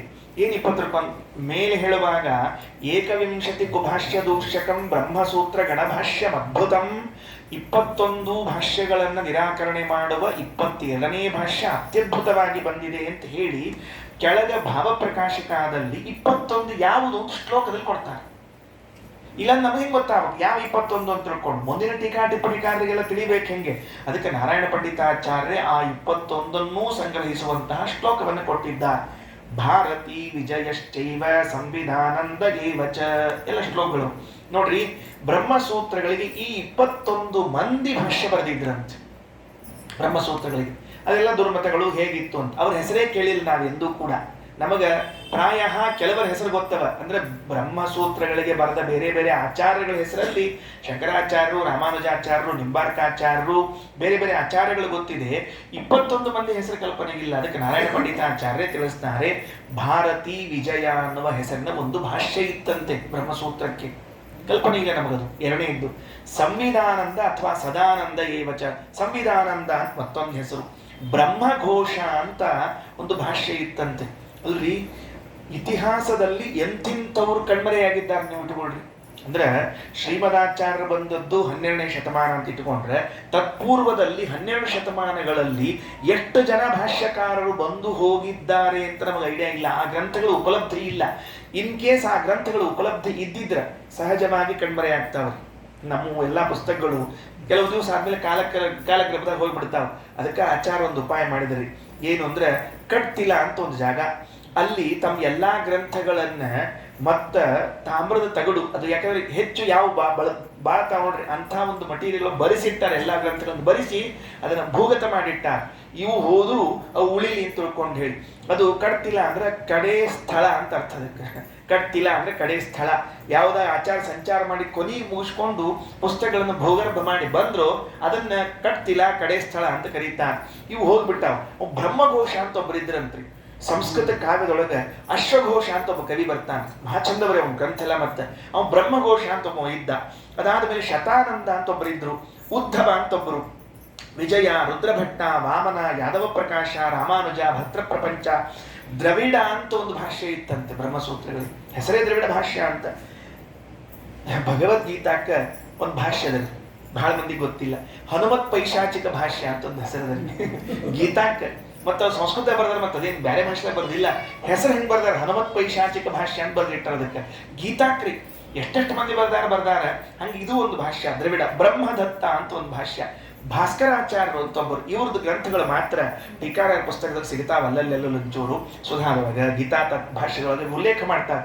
ಭಾಸ್ಕರಾಚಾರ್ಯ ಸಿದ್ಧಾಂತ ಶಂಕರಾಚಾರ್ಯ ಸಿದ್ಧಾಂತಕ್ಕಿಂತ ಭಿನ್ನವಾದ ಸಿದ್ಧಾಂತ. ಯದ್ಯಪಿ ಇವರು ಅದ್ವೈತವಾದಿಗಳು, ಅವರು ಅದ್ವೈತವಾದಿಗಳು. ಆಚಾರ್ಯ ಶಂಕರರು ಅವರೇನ್ ಮಾಡಿದರು, ಇಲ್ಲಿಯೂ ಅಲ್ಲಿಯೂ ಎರಡೂ ಕಡೆಗೂ ಕೂಡ ಐಕ್ಯವನ್ನು ಹೇಳ್ಬಿಟ್ರು. ಜೀವಬ್ರಹ್ಮರ ಐಕ್ಯ ಇಲ್ಲೇನದ, ಇದು ವ್ಯಾವಹಾರಿಕವಾಗಿರುವಂತಹ ಭೇದ, ಅಲ್ಲಿ ಮಾತ್ರ ಸತ್ಯವಾದ ಅಭೇದ ಇದೆ ಅಂತ. ಭಾಸ್ಕರಾಚಾರ್ಯ ಏನ್ ಮಾಡಿದ್ರು ಅಂದ್ರೆ, ಇಲ್ಲಿ ಸತ್ಯಭೂತವಾದ ಭೇದ ಇದೆ, ಅಲ್ಲಿ ಸತ್ಯಭೂತವಾದ ಅಭೇದ ಇದೆ ಅಂತ ಹೇಳ್ತಾರೆ ಅವರು. ಬಹಳ ವಿಚಿತ್ರ. ಇಲ್ಲಿ ಭೇದ ಇರ್ತದಂತ ಅಲ್ಲಿ ಅಭಿನ್ನ ಆಗ್ತದಂತ. ಹಿಂಗ ಭೇದಾಭೇದವಾದಿಗಳು ಭಾಸ್ಕರಾಚಾರ್ಯರು. ಇನ್ನೂ ಚಂದ ವಿಷಯಗಳವ ಅವರು. ಹಿಂಗ ಭಾಸ್ಕರಾಚಾರ್ಯ ಭಾಷ್ಯ ಪಿಶಾಚ ಭಾಷ್ಯ ಅಂತದ ಅಂತ ನೋಡಿ. ಬ್ರಹ್ಮಸೂತ್ರಕ್ಕೆ ಹೆಸರಷ್ಟ ಪಿಶಾಚಿ. ಮತ್ತೆ ಯಾವ್ಯಾಲಿಕ್ಕೆ ಹೋಗ್ಬೇಡ್ರಿ, ಯಾರು ಬರೋದು ಅಂತ ತಿಳ್ಕೊಂಡು ಹೇಳಿ. ವೃತ್ತಿಕಾರರು ವಿಜಯ ಭಟ್ಟ, ವಿಷ್ಣುಕ್ರಾಂತ, ವಾದೀಂದ್ರ ಅನ್ನುವಂಥವರೊಬ್ರು, ಮಾಧವದಾಸ ಅಂತ ಅನ್ನೋರೊಬ್ರು, ಅನಂತರದಲ್ಲಿ ಶಂಕರಾಚಾರ್ಯರು. ಹೀಗೆ ಇಷ್ಟು ಮಂದಿಯ ಭಾಷ್ಯಗಳು ಆಚಾರ್ಯರಿಗಿಂತಲೂ ಮೊದಲೇ ಬ್ರಹ್ಮಸೂತ್ರಗಳಿಗೆ ಇದ್ದವು. ಇದೆಲ್ಲ ಆದ ಮೇಲೆ ಆಚಾರ್ಯರು ಅವರ ಅಭಿಪ್ರಾಯಗಳನ್ನು ಒಂದೊಂದಾಗಿ ವಿಮರ್ಶೆಯನ್ನು ಮಾಡ್ತಾ, ನೆನಪಿಟ್ಟುಕೊಳ್ಳ್ರಿ, ಶ್ರೀಮದಾಚಾರ್ಯರು ಎಲ್ಲೂ ಕೂಡ ವೈಯಕ್ತಿಕವಾದ ನಿಂದನೆಯನ್ನು ಮಾಡಿಲ್ಲ. ಇದನ್ನ ನಾವು ತಿಳಿಬೇಕು. ನಮಗೇನು ಕಲ್ಪನಾ ಆಗಿಬಿಟ್ಟದ ಅಂದ್ರೆ, ಈ ಮಾಧ್ವರು ಶ್ರೀಮದಾಚಾರ್ಯ ಇವರು ಅಂದ್ರೆ ಬರೀ ಅವ್ರನ್ನ ಬೈಕೋತ್ ಇವ್ರನ್ನ ಬೈಕೋತ್ ಕೂತಿರ್ತಾರೆ, ಅವರಿಗೆ ಬೇರೆಯವ್ರನ್ನ ಕಂಡ್ರೆ ಆಗಂಗಿಲ್ಲ, ಸರ್ವಾತ್ಮ ಇಲ್ಲ. ಈಗ ವಿಚಾರ ಮಾಡೋಣಂತ. ನಾವು ನೀವು ಎಲ್ಲೋ ಒಂದು ಕೆಲಸಕ್ಕೆ ಹೊಂಟೀವಿ, ನಿಮ್ದೊಂದು ಅಭಿಪ್ರಾಯ ನಂದೊಂದು ಅಭಿಪ್ರಾಯ ಬಂದದ. ನನಗೆ ನಿಮ್ಮ ಅಭಿಪ್ರಾಯ ಹಿಡಿಸಿಲ್ಲ ಅಥವಾ ಅದು ಅಲ್ಲಿ ಸರಿ ಹೋಗ್ತಿಲ್ಲ ಅಂದ್ರೆ ನಾನು ಅಲ್ಲ ಅಂತ ಹೇಳ್ಬಹುದೋ ಇಲ್ಲೋ? ಇಷ್ಟು ಸ್ವಾತಂತ್ರ್ಯ ಇಲ್ವಾ ನಮಗೆ? ಇಲ್ಲಪ್ಪ ನೀ ಹೇಳಿದ್ ಸರಿ ಇಲ್ಲ, ಹಿಂಗಲ್ಲ ಹಂಗ ಇಷ್ಟೇ ಹೇಳಿದ್ದೇ ಹೊರತಾಗಿ ನಮಗೇನಾಗ್ಬಿಟ್ಟದಂದ್ರೆ, ಇಲ್ಲ ವೈಯಕ್ತಿಕವಾಗಿ ಅವ್ರು ನಿಂದನಾ ಮಾಡ್ಯಾರ. ಶ್ರೀಮದಾಚಾರ್ಯ ಎಲ್ಲೆಲ್ಲೂ ವೈಯಕ್ತಿಕ ಹೆಸರು ತಗೊಂಡು ನಿಂದನಾ ಮಾಡಿದ್ದಿಲ್ರಿ. ಎಲ್ಲಾ ಕಡೆ ಹೆಂಗೆ ಹೇಳ್ಯಾರ ಆಚಾರ್ಯರು ಅಂದ್ರೆ, ಹಿಂಗ ಕೆಲವು ಭಾಷ್ಯ ಗ್ರಂಥಗಳಲ್ಲಿ ಅಭಿಪ್ರಾಯ ಬರ್ತದೆ, ಹಾಗೆ ಒಪ್ಪಿಕೊಂಡ್ರೆ ಈ ಗ್ರಂಥಗಳಿಗೆ ವಿರೋಧ ಬರ್ತದೆ, ಈ ಗ್ರಂಥಕ್ಕೂ ಉಳಿದ ಗ್ರಂಥಗಳಿಗೂ ಸಮಂಜಸವಾದ ಅರ್ಥ ಬರಬೇಕಾದ್ರೆ ಹಿಂಗೆ ಹೇಳಬೇಕು. ಇಷ್ಟೇ ವ್ಯವಸ್ಥೆ. ಇದನ್ನು ನಾವು ಆಡೋ ಕಾಲಕ್ಕೆ ಹೆಂಗ್ ಮಾಡೀವಿ, ಖಂಡನ ಮಂಡ ಅಂತ ಹಿಂಗೆ ಹೇಳಿದ ಕೂಡಲೇ ಉಳಿದವ್ರಿಗೆ ಓ ಹಂಗಾರೇನೋ ಭಯಂಕರ ಆಗ್ಬಿಟ್ಟದ ಅಂತ ತಿಳ್ಕೊಂಡು ಹೇಳಿ. ವಾಸ್ತವಿಕವಾಗಿ ಆಚಾರ ಮಾಡಿದ್ದೇನು, ಸರ್ವ ದುರ್ಮತಭಂಜಕಾನಾಂ. ದುರ್ಮತಗಳು ಅಂದ್ರೆ ದುಷ್ಟ ಅಭಿಪ್ರಾಯಗಳು, ತಪ್ಪು ಅಭಿಪ್ರಾಯಗಳನ್ನ ಖಂಡಿಸಿಟ್ಟಿದ್ದೇ ಹೊರತಾಗಿ ವೈಯಕ್ತಿಕವಾಗಿ ನಮಗೂ ಯಾರಿಗೂ ಏನು ದ್ವೇಷ ಇಲ್ಲ, ಏನೋ ನಿಂದನೆ ಇಲ್ಲ, ಎಲ್ಲರೂ ನಮ್ಮವರೇ. ಅದೊಂದು ತಪ್ಪು ಕಲ್ಪನೆ ಹೋಗಬೇಕು ಮೊದಲು. ಅದಕ್ಕೆ ಈ 21 ಸಿದ್ಧಾಂತಗಳೇನಿವೆಯೋ ಇದೆಲ್ಲವೂ ಕೂಡ ಅವರವರು ಅಭಿಪ್ರಾಯವನ್ನು ವ್ಯಕ್ತಪಡಿಸ್ತಾರೆ. ಎಷ್ಟೋ ಅಭಿಪ್ರಾಯಗಳು ಮೂಲತಃ ನಮಗೆ ನೋಡಿದಾಗಲೇ ಅನಿಸ್ತದೆ, ಉಳಿದವ್ರಿಗೆ ಬಿಟ್ಬಿಡ್ರಿ. ಕೆಲವು ಗ್ರಂಥಗಳನ್ನು ಓದಿದಾಗ ಮೂಲದಲ್ಲಿ ಇದ್ದದ್ದು ಒಂದಿದೆ, ಕೆಳಗಡೆಗೆ ಇವರು ಇನ್ನೊಂದು ರೀತಿಯಿಂದ ವ್ಯಾಖ್ಯಾನ ಮಾಡ್ಲಿಕ್ಕತ್ತಾರಲ್ಲ. ತ್ರಿವಿಕ್ರಮ ಪಂಡಿತಾಚಾರ್ಯ ಆದದ್ದು ಅದೇ. ಏನು ಅಂದ್ರೆ, ಸೂತ್ರ ಮತ್ತು ಭಾಷ್ಯ, ಶ್ರೀಮದಾಚಾರ್ಯರ ಭಾಷ್ಯ ಇನ್ನೂ ಓದಿದ್ದಿಲ್ಲ. ತತ್ಪೂರ್ವದಲ್ಲಿ ಕೆಲವು ಸೂತ್ರ ಭಾಷೆಗಳನ್ನು ಇಟ್ಕೊಂಡು ನೋಡಿದಾಗ ಮೂಲಕಾರರಿಗೂ ವ್ಯಾಖ್ಯಾನಕಾರರಿಗೂ ಯಾಕೋ ಹೊಂದಾಣಿಕೆ ಆಗ್ತಿಲ್ವಲ್ಲ ಅಂತಂತಾರೆ ಪಂಡಿತಾಚಾರ್ಯ. ನಾರಾಯಣ ಪಂಡಿತಾಚಾರ್ಯರು ಸುಮಧ್ವ ವಿಜಯದಲ್ಲಿ ಉಲ್ಲೇಖ ಮಾಡ್ತಾರೆ. ಅವರು ಹೇಳಿದ್ದೇನೋ ಬೇರೆ ಅದ, ಇವರು ಹೇಳಿದ್ದೇನೋ ಬೇರೆ ಆಗ್ತಾ ಇದೆ ಎಲ್ಲ ಅಂತ. ಆಮೇಲೆ ಆಚಾರ್ಯ ಭಾಷ್ಯವನ್ನು ಓದಿದಾಗ ಮೂಲಕ್ಕೆ ಸಮರ್ಪಕವಾದ ವ್ಯಾಖ್ಯಾನ ಇದು ಅಂತ ತಿಳಿದು ಬಂದು, ಆ ಜ್ಞಾನದ ಹಾದಿಯಲ್ಲಿ ಬಂದು ಆಚಾರ್ಯ ಶಿಷ್ಯರಾದರೆ ಹೊರತಾಗಿ ಏನೋ ತೇಜಸ್ಸಿಗೆ, ವ್ಯಕ್ತಿತ್ವಕ್ಕೆ, ಪ್ರಭಾವಕ್ಕೆ, ಪವಾಡಕ್ಕೆ ಮಾರು ಹೋಗಿ ಆದದ್ದಲ್ಲ ಎಂದು ಹಂಗೆ ತಿಳಿಯಲೇಬಾರದು. ಆದ್ದರಿಂದ ಮಂತ್ರಾಲಯ ಸ್ವಾಮಿಗಳು ಹೇಳುವಂತಹ ಮಾತು, ತಥಾ ಅವತೀರ್ಯ ಸಕಲ ಸತ್ಶಾಸ್ತ್ರ ಕರ್ತೃಣ ಸರ್ವ ದುರ್ಮತ ಭಂಜಕಾನಾಂ ಅನಾದಿತಃ ಸತ್ಸಂಪ್ರದಾಯ ಪರಂಪರಾ ಪ್ರಾಪ್ತ ಶ್ರೀಮದ್ ವೈಷ್ಣವ ಸಿದ್ಧಾಂತ ಪ್ರತಿಷ್ಠಾಪಕಾನಾಂ. ಈಗ ದುರ್ಮತ ಭಂಜನ ಅಭಿಪ್ರಾಯ, ಸತ್ಶಾಸ್ತ್ರಗಳ ರಚನೆ ಆಯಿತು, ತಪ್ಪು ವಿಚಾರಗಳ ಅಲ್ಲಗಳೆಯುವಿಕೆ ಆಯಿತು, ಇನ್ನೇನು ಮಾಡಿದ್ರು ಶ್ರೀಮದಾಚಾರ್ಯರು ಅಂದ್ರೆ ಅನಾದಿತಃ ಸತ್ಸಂಪ್ರದಾಯ ಪರಂಪರಾ ಪ್ರಾಪ್ತ ಶ್ರೀಮದ್ ವೈಷ್ಣವ ಸಿದ್ಧಾಂತ ಪ್ರತಿಷ್ಠಾಪಕಾನಾಂ. ಇದು ಎಷ್ಟು ದೊಡ್ಡ ವಿಚಾರ ಅಂತಂದ್ರೆ ಶ್ರೀಮನ್ ನ್ಯಾಯಸುಧಾ ಹಾಗೂ ಉಷ್ಣತತ್ವ ನಿರ್ಣಯ ಆಚಾರ್ಯರ ಮೂಲವಾಕ್ಯಗಳು ಅನುವ್ಯಾಖ್ಯಾನಗಳಲ್ಲಿ ಬಂದಿರುವಂತಹ ಒಂದು ಅಂಶ. ಏನು ಒಂದು ಚರ್ಚಾ ಬರ್ತದೆ, ಹಿಂಗೆ ಸುಮ್ಮನೆ ತಿಳ್ಕೊಂಡಿರಿ ನೀವು ಏನ್ ಚರ್ಚಾ ಬರ್ತದೆ ಅಂತಂದ್ರೆ, ಹೌದು ನೀವಿಷ್ಟೆಲ್ಲ ಖಂಡನ ಮಂಡನ ಮಾಡಿದ್ರಿ ಇಟ್ಕೊಡ್ರಿ, ನಾಸ್ತಿಕರನ್ನ ಖಂಡಿಸಿದ್ರಿ, ಜೈನರನ್ನ, ಬೌದ್ಧರನ್ನ, ಚಾರ್ವಾಕರನ್ನ, ಮತ್ತೊಬ್ಬರನ್ನ, ಮುಗ್ದೊಬ್ಬರನ್ನೆಲ್ಲ ಖಂಡಿಸಿದ್ರಿ. ನೀವು ಖಂಡನ ಮಾಡಿದ ಮಾತ್ರಕ್ಕೆ, ಅರ್ಥಾತ್ ಅವರ ವಿಷಯಗಳನ್ನ ತಪ್ಪು ಅಂತ ಅಲ್ಲಗದ ಮಾತ್ರಕ್ಕೆ ಅವರೆಲ್ಲ ನಿಮ್ಮ ಸಿದ್ಧಾಂತ ಒಪ್ಪಿಕೊಂಡ್ರೇನು? ಒಪ್ಪಿಕೊಂಡೇ ಇಲ್ಲ. ಮತ್ ಈಗ ನೀವು ಮಾಡಿದ್ದೇನು ಉಪಯೋಗ ಬೀಳ್ಬೇಕೋ ಬೇಡೋ? ನೀವು ಖಂಡನ ಮಂಡನ ಮಾಡಿದ್ದು ನಿಮ್ಮ ಉಪಯೋಗಕ್ಕೆ ಬರಬೇಕು ಬೇಡ? ಅವ್ರೇನು ಒಪ್ಪಿಕೊಡ್ಲಿ, ಇನ್ನೂ ಅವ್ರು ಹಂಗೆ ಉಳ್ಕೊಂಡ. ಚಾರ್ವಾಕರು ಇದ್ದಾರೆ, ಬೌದ್ಧರು ಇದ್ದಾರೆ, ಜೈನರು ಇದ್ದಾರೆ, ಎಲ್ಲರೂ ಇದ್ದೇ ಇದ್ದಾರೆ, ಯಾರು ಹೋಗೇ ಇಲ್ಲ. ಅಂದ ಮೇಲೆ ನೀವು ಖಂಡಿಸಿದ್ದು ಏನು ಪ್ರಯೋಜನ ಅಂತ ಒಂದು ಪ್ರಶ್ನೆ. ಎರಡನೇದ್ದೇನು ಅಂತ ಕೇಳಿದ್ರೆ, ವೇದವ್ಯಾಸ ದೇವರು ತಮ್ಮ ಸೂತ್ರದಲ್ಲಿ ಇವ್ರನ್ನೆಲ್ಲ ಖಂಡನ ಮಾಡ್ಕೋತ ಬರ್ತಾರೆ. ಅದಕ್ಕೊಂದು ಪ್ರಶ್ನೆ ಬರ್ತದೆ, ಅಲ್ಲ ಸಿದ್ಧಾಂತಗಳು ಮೊದಲಿದ್ವಾ ಆಮೇಲೆ ಬಂದ್ವಾ? ಈಗ ನೋಡ್ರಿ, ಇವತ್ತು ಕಾಲಕ್ರಮದಲ್ಲಿ ವಿಚಾರ ಮಾಡಿದ್ರೆ ಮತ್ತೆ ಬುದ್ಧ ಬಂದದ್ದು ವ್ಯಾಸಾವತಾರ ಆದ್ಮೇಲೆ ಬಂದದ್ರಿ. ಬುದ್ಧಾವತಾರ ಇನ್ನೇನು ಋಷಭನಾಮಕ ಪರಮಾತ್ಮನಿಂದ ಬಂದಿರುವಂತಹದ್ದು ಜೈನ ಮತ ಅಂತ ಭಾಗವತದ ಮೂಲ ಹೇಳ್ತಿದ್ರಿಂದ ಅವ ಮೊದಲು ಬಂದ. ಇಲ್ಲಿ ಬುದ್ಧ ಜೈನರ ಮೊದಲ ಬುದ್ಧಾವತಾರ. ಆಮೇಲೆ ಉಳಿದದ್ದೆಲ್ಲ ಏನ್ ಬಂದಾಗ ಈಗ ನಾವು ಅದ್ವೈತ ದರ್ಶನವನ್ನು ನಿರಾಕರಣೆ ಮಾಡ್ತೀವಿ, ವಿಶಿಷ್ಟ ಅದ್ವೈತ ದರ್ಶನವನ್ನು ನಿರಾಕರಣೆ ಮಾಡ್ತೀವಿ. ಇವೆಲ್ಲ ವೇದವ್ಯಾಸ ದೇವರು ಉತ್ತರ ಕಾಲದಲ್ಲಿ ಬಂದದ್ದಲ್ವೇನು? ಹಾಗಾದ್ರೆ ಉತ್ತರ ಕಾಲದಲ್ಲಿ ಬಂದಿರುವಂತಹ ಗ್ರಂಥಗಳನ್ನ ತತ್ಪೂರ್ವವರ್ತಿಗಳಾಗಿರುವಂತಹ ವ್ಯಾಸರು ಖಂಡಿಸಿದರು ಹೇಗೆ ಅಂತ ಒಂದು ಪ್ರಶ್ನೆ. ಎರಡು ಪ್ರಶ್ನೆ ನೆನಪಿಟ್ಟುಕೊಳ್ಳಿ. ಬಹಳ ಅದ್ಭುತ ಏನು ಅಂತಂದ್ರೆ, ವ್ಯಾಸಾವತಾರ ಆದಮೇಲೆ ಎಷ್ಟೋ ವರ್ಷಗಳ ನಂತರದಲ್ಲಿ ಬುದ್ಧ ಬಂದದ್ದು, ಮತ್ತೆ ಉಳಿದವರು ಬಂದದ್ದು, ಅವ್ರ ಗ್ರಂಥಗಳನ್ನ ಬರೆದದ್ದೆಲ್ಲ ಆಮೇಲೆ ಅದನ್ನೆಲ್ಲ ಮೊದಲು ಹೆಂಗೆ ಖಂಡನೆ ಮಾಡ್ಲಿಕ್ಕೆ ಬರ್ತದೆ ಅವರಿಗೆ ಅಂತ ಪ್ರಶ್ನೆ. ಎರಡನೇ, ಯಾಜ್ಞವಲ್ಕ್ಯರು ಬೃಹದಾರಣ್ಯಕ ಉಪನಿಷತ್ತಿನಲ್ಲಿ ಒಂದು ಮಾತು ಹೇಳ್ತಾರೆ. ಅಲ್ಲೇನದ ಅಂತಂದ್ರೆ, ಅಲ್ಲೊಂದು ನಾಸ್ತಿಕ ಮತ, ಅಲ್ಲೊಂದು ಇನ್ನೊಂದು ದರ್ಶನಗಳನ್ನೆಲ್ಲ ಖಂಡನ ಮಾಡಿದ್ದು ಉಂಟು. ಇವೆಲ್ಲ ನೋಡಿದಾಗ ಏನ್ ಗೊಂದಲ ಆಗ್ತದೆ ವ್ಯಕ್ತಿಗೆ ಅಂತಂದ್ರೆ, ಸಿದ್ಧಾಂತ ದರ್ಶನಗಳೆಲ್ಲ ಆಮೇಲೆ ಬಂದಿವೆ, ಖಂಡನ ಮಾಡಿದವರು ಮೊದಲು ಮಾಡ್ಯಾರ, ಇದು ಏನು ಒಂದಕ್ಕೊಂದು ತಾಳಮೇಳ ಇಲ್ಲ, ಖಂಡಿಸಿರೂ ನಿಮಗೆ ಲಾಭ ಆಗ್ಲಿಲ್ಲಲ್ಲ ಅನ್ನೋದಕ್ಕೆ ಆಚಾರ್ಯರು ಉತ್ತರ ಕೊಡ್ತಾರೆ. ಯಾರು ಹೇಳಿದ್ದು ನಿಮಗೆ ಈ ದರ್ಶನಗಳು ಇಷ್ಟನೇ ಇಸ್ವಿಗೆ ಹುಟ್ಟುಕೊಂಡು, ಈ ದರ್ಶನಗಳು ಇಷ್ಟನೇ ಇಸ್ವಿಗೆ ಹುಟ್ಟುಕೊಂಡು ಅಂತ ಯಾರು ಹೇಳಿದರು? ಫಸ್ಟ್ ಸಂಶೋಧನೆ ಮಾಡಿದ ಆಚಾರ್ಯರು ನಮ್ಮ ಆಚಾರ್ಯ. ಏಕೈಕ ಏನಂತಾರೆ ಗೊತ್ತಾ ಆಚಾರ್ಯರು? ತಪ್ಪು ತಿಳ್ಕೊಂಡಿದ್ದೀರಿ. ಅನಾದಿ ಕಾಲತೋ ಹಿ ವೃತ್ತಾಹ ಸಮಯಾಹಿ ಪ್ರವಾಹತಃ. ಇವು ಯಾವಾಗ್ಲೂ ಇವೆ. ಯಾವುದು ಯಾವಾಗ್ಲೂ ಇದೆ? ಅದ್ವೈತ, ವಿಶಿಷ್ಟಾದ್ವೈತ, ದ್ವೈತ, ಸಾಂಖ್ಯ, ಬೌದ್ಧ, ಜೈನ, ಚಾರ್ವಾಕ, ಏನೇನು ದರ್ಶನಗಳು ಅಂತಿವೆಯೋ ಇವು ಸದಾ ಕಾಲ ಇದ್ದದ್ದು. ಅದನ್ನೇ ರಾಯರು ಅನಾದಿತಃ ಸತ್ಸಂಪ್ರದಾಯ ಪರಂಪರಾ ಪ್ರಾಪ್ತ ಶ್ರೀಮದ್ ವೈಷ್ಣವ ಸಿದ್ಧಾಂತ ಪ್ರತಿಷ್ಠಾಪಕಾನಾಂ. ಅನಾದಿ ಕಾಲದಿಂದ ಇವತ್ತು ನಿನ್ನೆ ಬಂದದ್ದಲ್ಲೇ ಅಲ್ಲ. ಅಂದ್ರೆ ಈಗ ಉದಾಹರಣೆ ಕೊಡೋಣ ಅಂದ್ರೆ, ಮತ್ತೆ ಹಿರಣ್ಯಕಶ್ಯಪನ ಕಥೆ ತಗೊಳ್ರಿ. ಅವೇನ್ ಮಾಡ್ತಾನ ಅಂತಂದ್ರೆ, ನಾನೇ ಬ್ರಹ್ಮ ಅಂತ ಅವನದೊಂದು ಸಿದ್ಧಾಂತದ ಅದಲ್ಲ. ಮತ್ತೆ ಅಲ್ಲಿ ಪ್ರಹ್ಲಾದ ರಾಜರಿದ್ದಲ್ಲ, ಅವರೇ ಹೇಳಿದ್ರು ಬ್ರಹ್ಮ ಬ್ಯಾರೆ ನಾ ಬ್ಯಾರೆ ಅಂತ ಹೇಳಿದ್ರು ಇಲ್ಲೋ? ಆಮೇಲೆ ಅಲ್ಲಿ ಭೇದ ಸಿದ್ಧಾಂತದನೋ ಇಲ್ಲೋ? ಹಂಗಾರ ಭೇದ ಸಿದ್ಧಾಂತ ಅವತ್ತು ಇತ್ತು, ಅಭೇದ ಸಿದ್ಧಾಂತ ಅವತ್ತು ಇತ್ತು. ಅವತ್ತಿನ ಕಾಲದಾಗ ಚಾರ್ವಾಕರು ಇದ್ದಿದ್ದಿಲ್ಲ, ನಾಸ್ತಿಕರು ಇದ್ದಿದ್ದಿಲ್ಲ. ಏನ್ ಮತ್ತೆ ರಾಮಾಯಣದೊಳಗೆ ವಾಲ್ಮೀಕಿಗಳ ಪ್ರಸಂಗ ತಗೋತಾರೆ. ಚಂದದ ಅಂದ್ರೆ, ರಾಮ ವನಕ್ಕೆ ಹೋಗಿದ್ನಂತೆ, ಜಾಬಾಲಿ ಋಷಿಗಳು ಅಂತ ಅಂದ್ರೆ ವಾಲ್ಮೀಕಿ ರಾಮಾಯಣದಲ್ಲಿ ಆಗಲೇ ನಾಸ್ತಿಕ ದರ್ಶನದ ಪ್ರವೇಶ ಆಗಿದೆ. ನಮ್ ಬಹಳ ಮಂದಿಗೆ ಗೊತ್ತಿಲ್ಲ ಅಷ್ಟ. ನಾವು ವಾಲ್ಮೀಕಿ ರಾಮಾಯಣ ಹೆಂಗ್ ಓದಂಗಿಲ್ಲ ನಾವೆಲ್ಲ. ನಮಗೆ ಸ್ವಲ್ಪ ಮಾತಲ್ಲಿ ರಾಮಾಯಣದ ಬಗ್ಗೆ ಕಾಳಜಿ ಕಡಿಮೆ ಇದೆ. ನಮ್ಮಲ್ಲಿ ಭಾಗವತರುಗಳು ಓದ್ತಾರೆ, ಮಹಾಭಾರತನ ಓದ್ತಾರೆ, ರಾಮಾಯಣ ಸ್ವಲ್ಪ ಕಡಿಮೆ ಇದೆ ನಮ್ಮಲ್ಲಿ. ಇಲ್ಲಿ ಅದಕ್ಕೆ ಏನಾಯ್ತು ಅಂದ್ರೆ, ರಾಮ ಕೂತಿದ್ನಂತೆ, ಜಾಬಾಲ್ ಋಷಿಗಳು ಬಂದ್ರು. ಏನ್ಪಾ ರಾಮ, ಏನ್ ಮಾಡ್ಬೇಕಂತ ಮಾಡಿ, ಮತ್ತೆ ಮುಂದಿನ ನಿರ್ಧಾರ ಏನಿಂದು? ಕಾಡಿಗೆ ಹೋಗ್ತೀನ್ರಿ ಅಂದ. ಸರಳ ಹೇಳ್ಬಿಟ್ರಿ ರಾಮ, ಕಾಡಿಗೆ ಹೋಗ್ತೀನಿ. ಏನಂಬ ಗೊತ್ತೇನು ಜಾಬಾಲಿ? ಅಲ್ಲೂ ಮಹಾರಾಯ ಅವ ನಿಮ್ಮಪ್ಪ ಸತ್ತು ಹೋಗ್ಯಾನ, ಇನ್ನೇನು ಕಾಡಿಗೆ ಹೋಗ್ತೀನಿ ಕೇಳಿದ್ರು. ಸರಳ ಕೇಳಿದ್ದು, ನಿಮ್ಮಪ್ಪ ಸತ್ತು ಹೋಗ್ಯಾನ, ಕಾಡಿಗೆ ಹೋಗ್ತಿ? ಯಾಕ? ಯಾರಿಗೆ ಮಾತು ಕೊಟ್ಟಿ ಅವರೇ ಹೋಗ್ಬಿಟ್ಟಾರ. ಈಗ ನಿನ್ ತಗೊಂಡು ಅವ್ರು, ಈಗ ನೋಡ್ರಿ, ಅವ್ರು ಇದ್ದಾಗ ನಿನ್ ಮಾತಿಗೆ ಒಂದು ಕಿಮ್ಮತ್ತು ಅಥವಾ ಒಂದು ವ್ಯಾಲ್ಯೂ, ಅವರೇ ಹೋದ್ಮೇಲೆ ನೀ ಏನ್ ಮಾಡ್ತಿ? ಮತ್ತೆ ಹಿಂಗ ಅಲ್ಲಿಂದ ಪ್ರಾರಂಭ ಹಾಕೋತ್ ಜಾಬಾಲಿಗಳು ಭಾಷಣ ಮಾತಾಡ್ರಿ. ಮತ್ತೆ ಅಲ್ಲಿ ಶ್ರಾದ್ದ ಇವೆಲ್ಲ ವಿಚಾರ ಬರ್ತಾವ್ರಿ.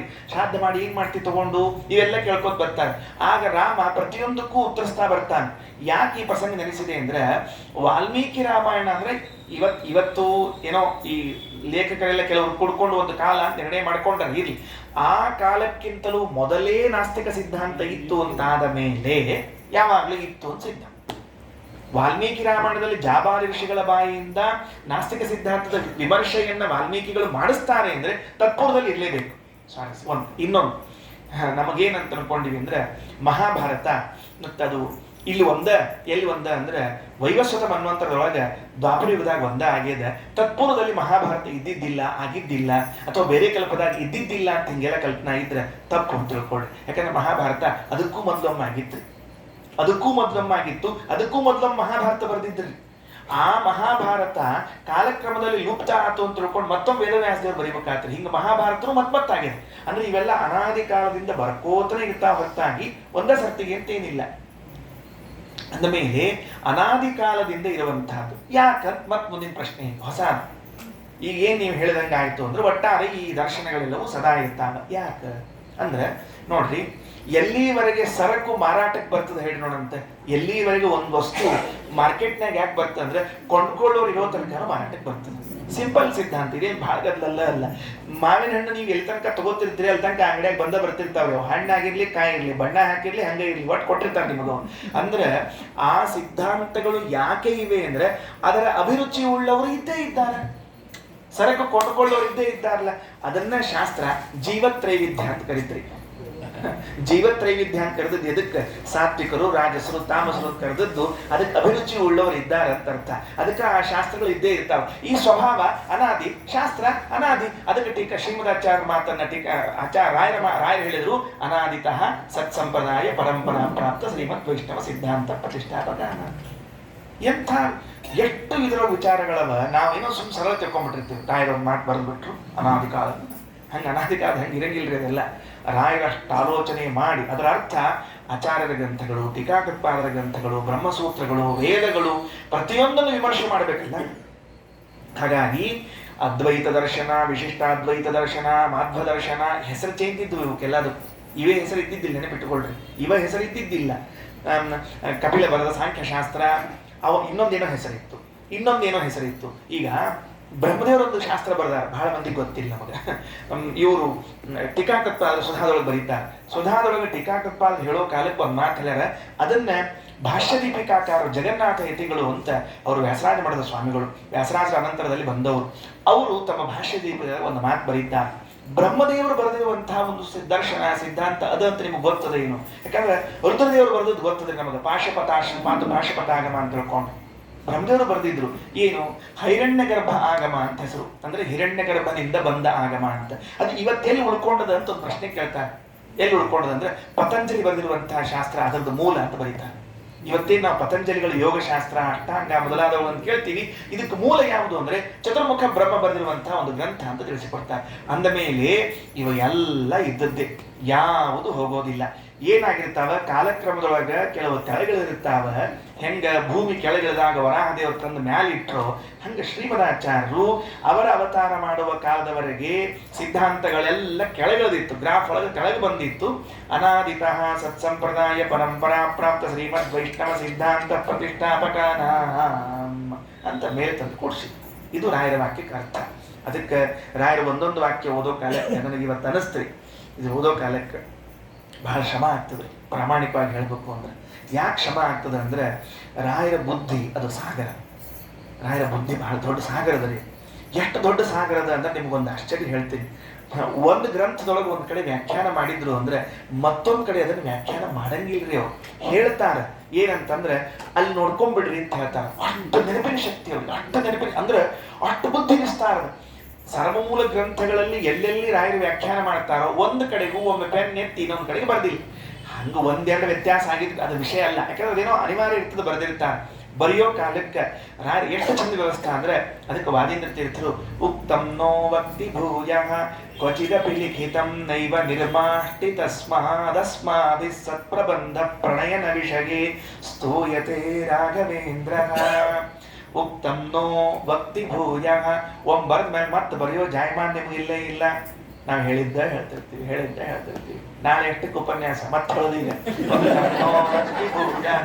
ಕ್ವಚಿದ ಲಿಖಿತಂ ನೈವ ನಿರ್ಮಾಷ್ಟಿ ತಸ್ಮಾತ್. ಬರೆದ ಮೇಲೆ ಅಳಿಸೋ ಪದ್ಧತಿ ಇಲ್ಲೇ ಇಲ್ರಿ. ನಾವು ಬರೆಯೋದೇ ಅಳಿಸ್ಲಿಕ್ಕೆ ಅಂದ್ರೆ ನಮ್ಮ ದೀಕ್ಷಾ ಅಷ್ಟು ಹಾಟ್ ಹಾಕ್ಬಿಡೋದ. ನಮ್ಮ ಆಚಾರ್ಯ ಇಷ್ಟು ಸಿಟ್ಟು ಬರ್ತಿದ್ರೆ ಹೇಳ್ತೀನಿ, ನಮ್ಮ ಗುರುಗಳು ಬೈಬೇಕ್ರಿ.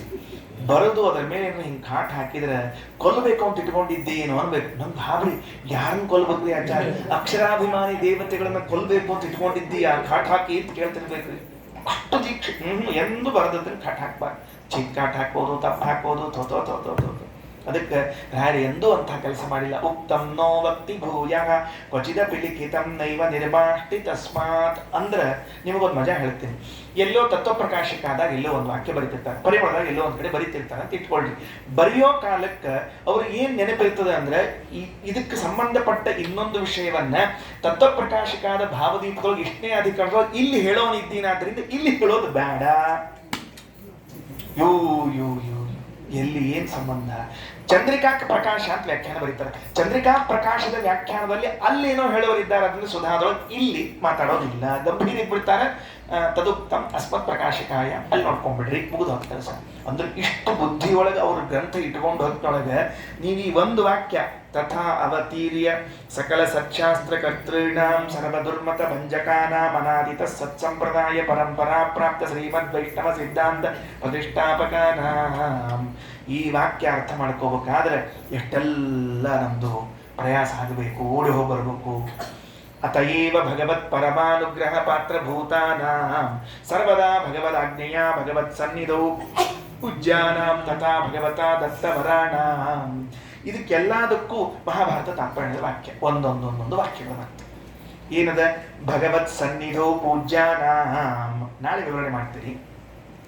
ಭಗವಂತನ ಸನ್ನಿಧಾನದಲ್ಲಿ ವಾಯುದೇವರ ಪೂಜೆ. ರಾಯರು ಸರಳ ಬರ್ಬಿಟ್ಟು, ಅವ್ರಿಗೇನು ಟೆನ್ಷನ್ನೇ ಇಲ್ಲ. ದೇವರ ಎದುರಿನಲ್ಲಿ ಯಾರಿಗೆ ಪೂಜೆ? ಯಾರಿಗೂ ಪೂಜೆ ಇಲ್ಲ ದೇವರ ಎದುರಿನಲ್ಲಿ. ನೋಡ್ರಿ, ನಾವು ನಮ್ಮ ತಂದೆ ತಾಯಿಗೆ ಗೌರವಿಸ್ಬೇಕು, ಪೂಜಾ ಮಾಡಬೇಕು. ಗುರುಗಳಿಗೆ ಗೌರವಿಸ್ಬೇಕು, ತತ್ವಾಭಿಮಾನಿ ದೇವತೆಗಳಿಗೆ ಪೂಜಾ ಮಾಡಬೇಕು. ಆದರೆ ದೇವರ ಸನ್ನಿಧಾನದಲ್ಲಿ ಅಲ್ಲ, ದೇವರ ಎದುರಿನಲ್ಲಿ ಅಲ್ಲ. ಈಗ ಸ್ವಾಮಿಗಳು ಬಂದಿದ್ದಾರೆ, ನಮ್ಮ ಗುರುಗಳಿದ್ದಾರೆ. ಈಗ ಅವ್ರ ಮುಂದೆ ಇವ್ರಿಗೆ ನಮಸ್ಕಾರ ಮಾಡ್ಕೊತ ಕೊಡೋದು ಹೆಂಗ? ಇಲ್ಲ, ಅವ್ರಿಗೆ ಮಾಡ್ಬೇಕು, ಇವ್ರಿಗೆ ಮಾಡೋಂಗಿಲ್ಲ. ಯಾಕಂದ್ರೆ ಮಾಡಬೇಕು ಅಂದ್ರೆ ಅವ್ರು ಇಲ್ಲದೆ ಇದ್ರೆ ಇವ್ರಿಗೆ ಮಾಡ್ರಿ, ಅವ್ರು ಕಾಣಿಸ್ದೇ ಇದ್ರೆ ಮರೆ ಇದ್ರೆ ಇವ್ರಿಗೆ ಮಾಡ್ರಿ. ಅವರಿದ್ದಾಗ ಇವ್ರು ಮಾಡೋ ಹಂಗಿಲ್ಲ ಅನ್ನೋ ಪದ್ಧತಿ ಇದ್ದಾಗ, ಜಗತ್ ಪ್ರಭು ಸ್ವಾಮಿ ಅವ ಇದ್ದಾಗ ಅವನ ಎದುರಿಗೆ ಪ್ರಾಣದೇವರಿಗೆ ಅಭಿಷೇಕ, ಪಂಚಾಮೃತ, ಕಿರೀಟ, ಧೋತ್ರ ಇವೆಲ್ಲ ಎಲ್ಲಿ ಬರಬೇಕು? ಭಗವದಾಜ್ಞೆಯ ಭಗವತ್ ಸನ್ನಿಧೋ ಪೂಜಾನ. ಪೂಜಾ ಮಾಡ್ರಿ ಅಂತ ಭಗವಂತ ಆಜ್ಞಾ ಮಾಡ್ಯಾನಂತ. ಯಾರಿಗೆ? ಉಳಿದವರಿಗೆ, ದೇವತೆಗಳಿಗೆ ಕರೆದು ಹೇಳಿದ್ದಂತ, ಇವರಿಗೆ ನನ್ನ ಎದುರೇ ಪೂಜಾ ಮಾಡ್ರಿ ಅಂತ ತಿಳ್ಕೊಂಡು ಹೇಳಿ. ದೊಡ್ಡ ಸ್ವಾಮಿಗಳು ಸಣ್ಣ ಸ್ವಾಮಿಗಳಿಗೆ ಪಾದ ಪೂಜಾ ಮಾಡಿಸ್ದಂಗೆ ಹೇಳಿಸಿ ಗೊತ್ತಾತಿಲ್ಲ ಏನಂತ ಹೇಳಿದ್ದು. ನಮ್ಮ ಶಿಷ್ಯರಿವರು ಇನ್ ಮುಂದೆ ಇವ್ರಿಗೂ ಪಾದ ಪೂಜಾ ಮಾಡ್ರಿ ಅಂತ ತಮ್ಮ ಜೊತೆಗೆ ಕೂಡ್ಸ್ಕೊಂಡು ಪಾದ ಪೂಜೆ ಮಾಡಿಸಿರ್ತಾರಲ್ಲ, ಹಂಗಿದ್ದಂಗೆ ಭಗವದಾಜ್ಞೆಯ ಭಗವತ್ ಸನ್ನಿಧೋ ಪೂಜ್ಯಾನ. ಯಾಕೆ ಈ ಪೂಜೆ, ಈ ಗೌರವ ಯಾಕೆ ಸಿಕ್ತು? ಅತಯೇವ ಭಗವತ್ ಪರಮಾನುಗ್ರಹ ಪಾತ್ರ ಭೂತಾನಾಂ.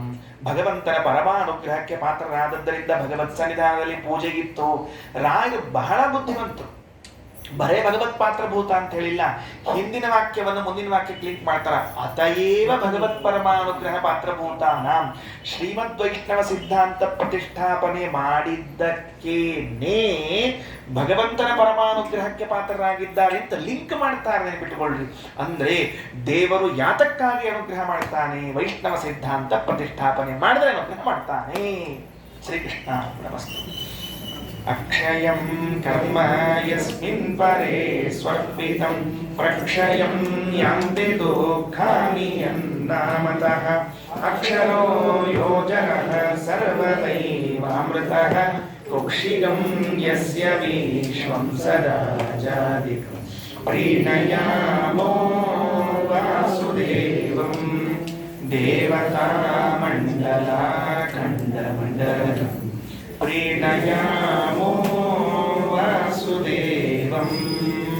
ಶ್ರೀಕೃಷ್ಣ.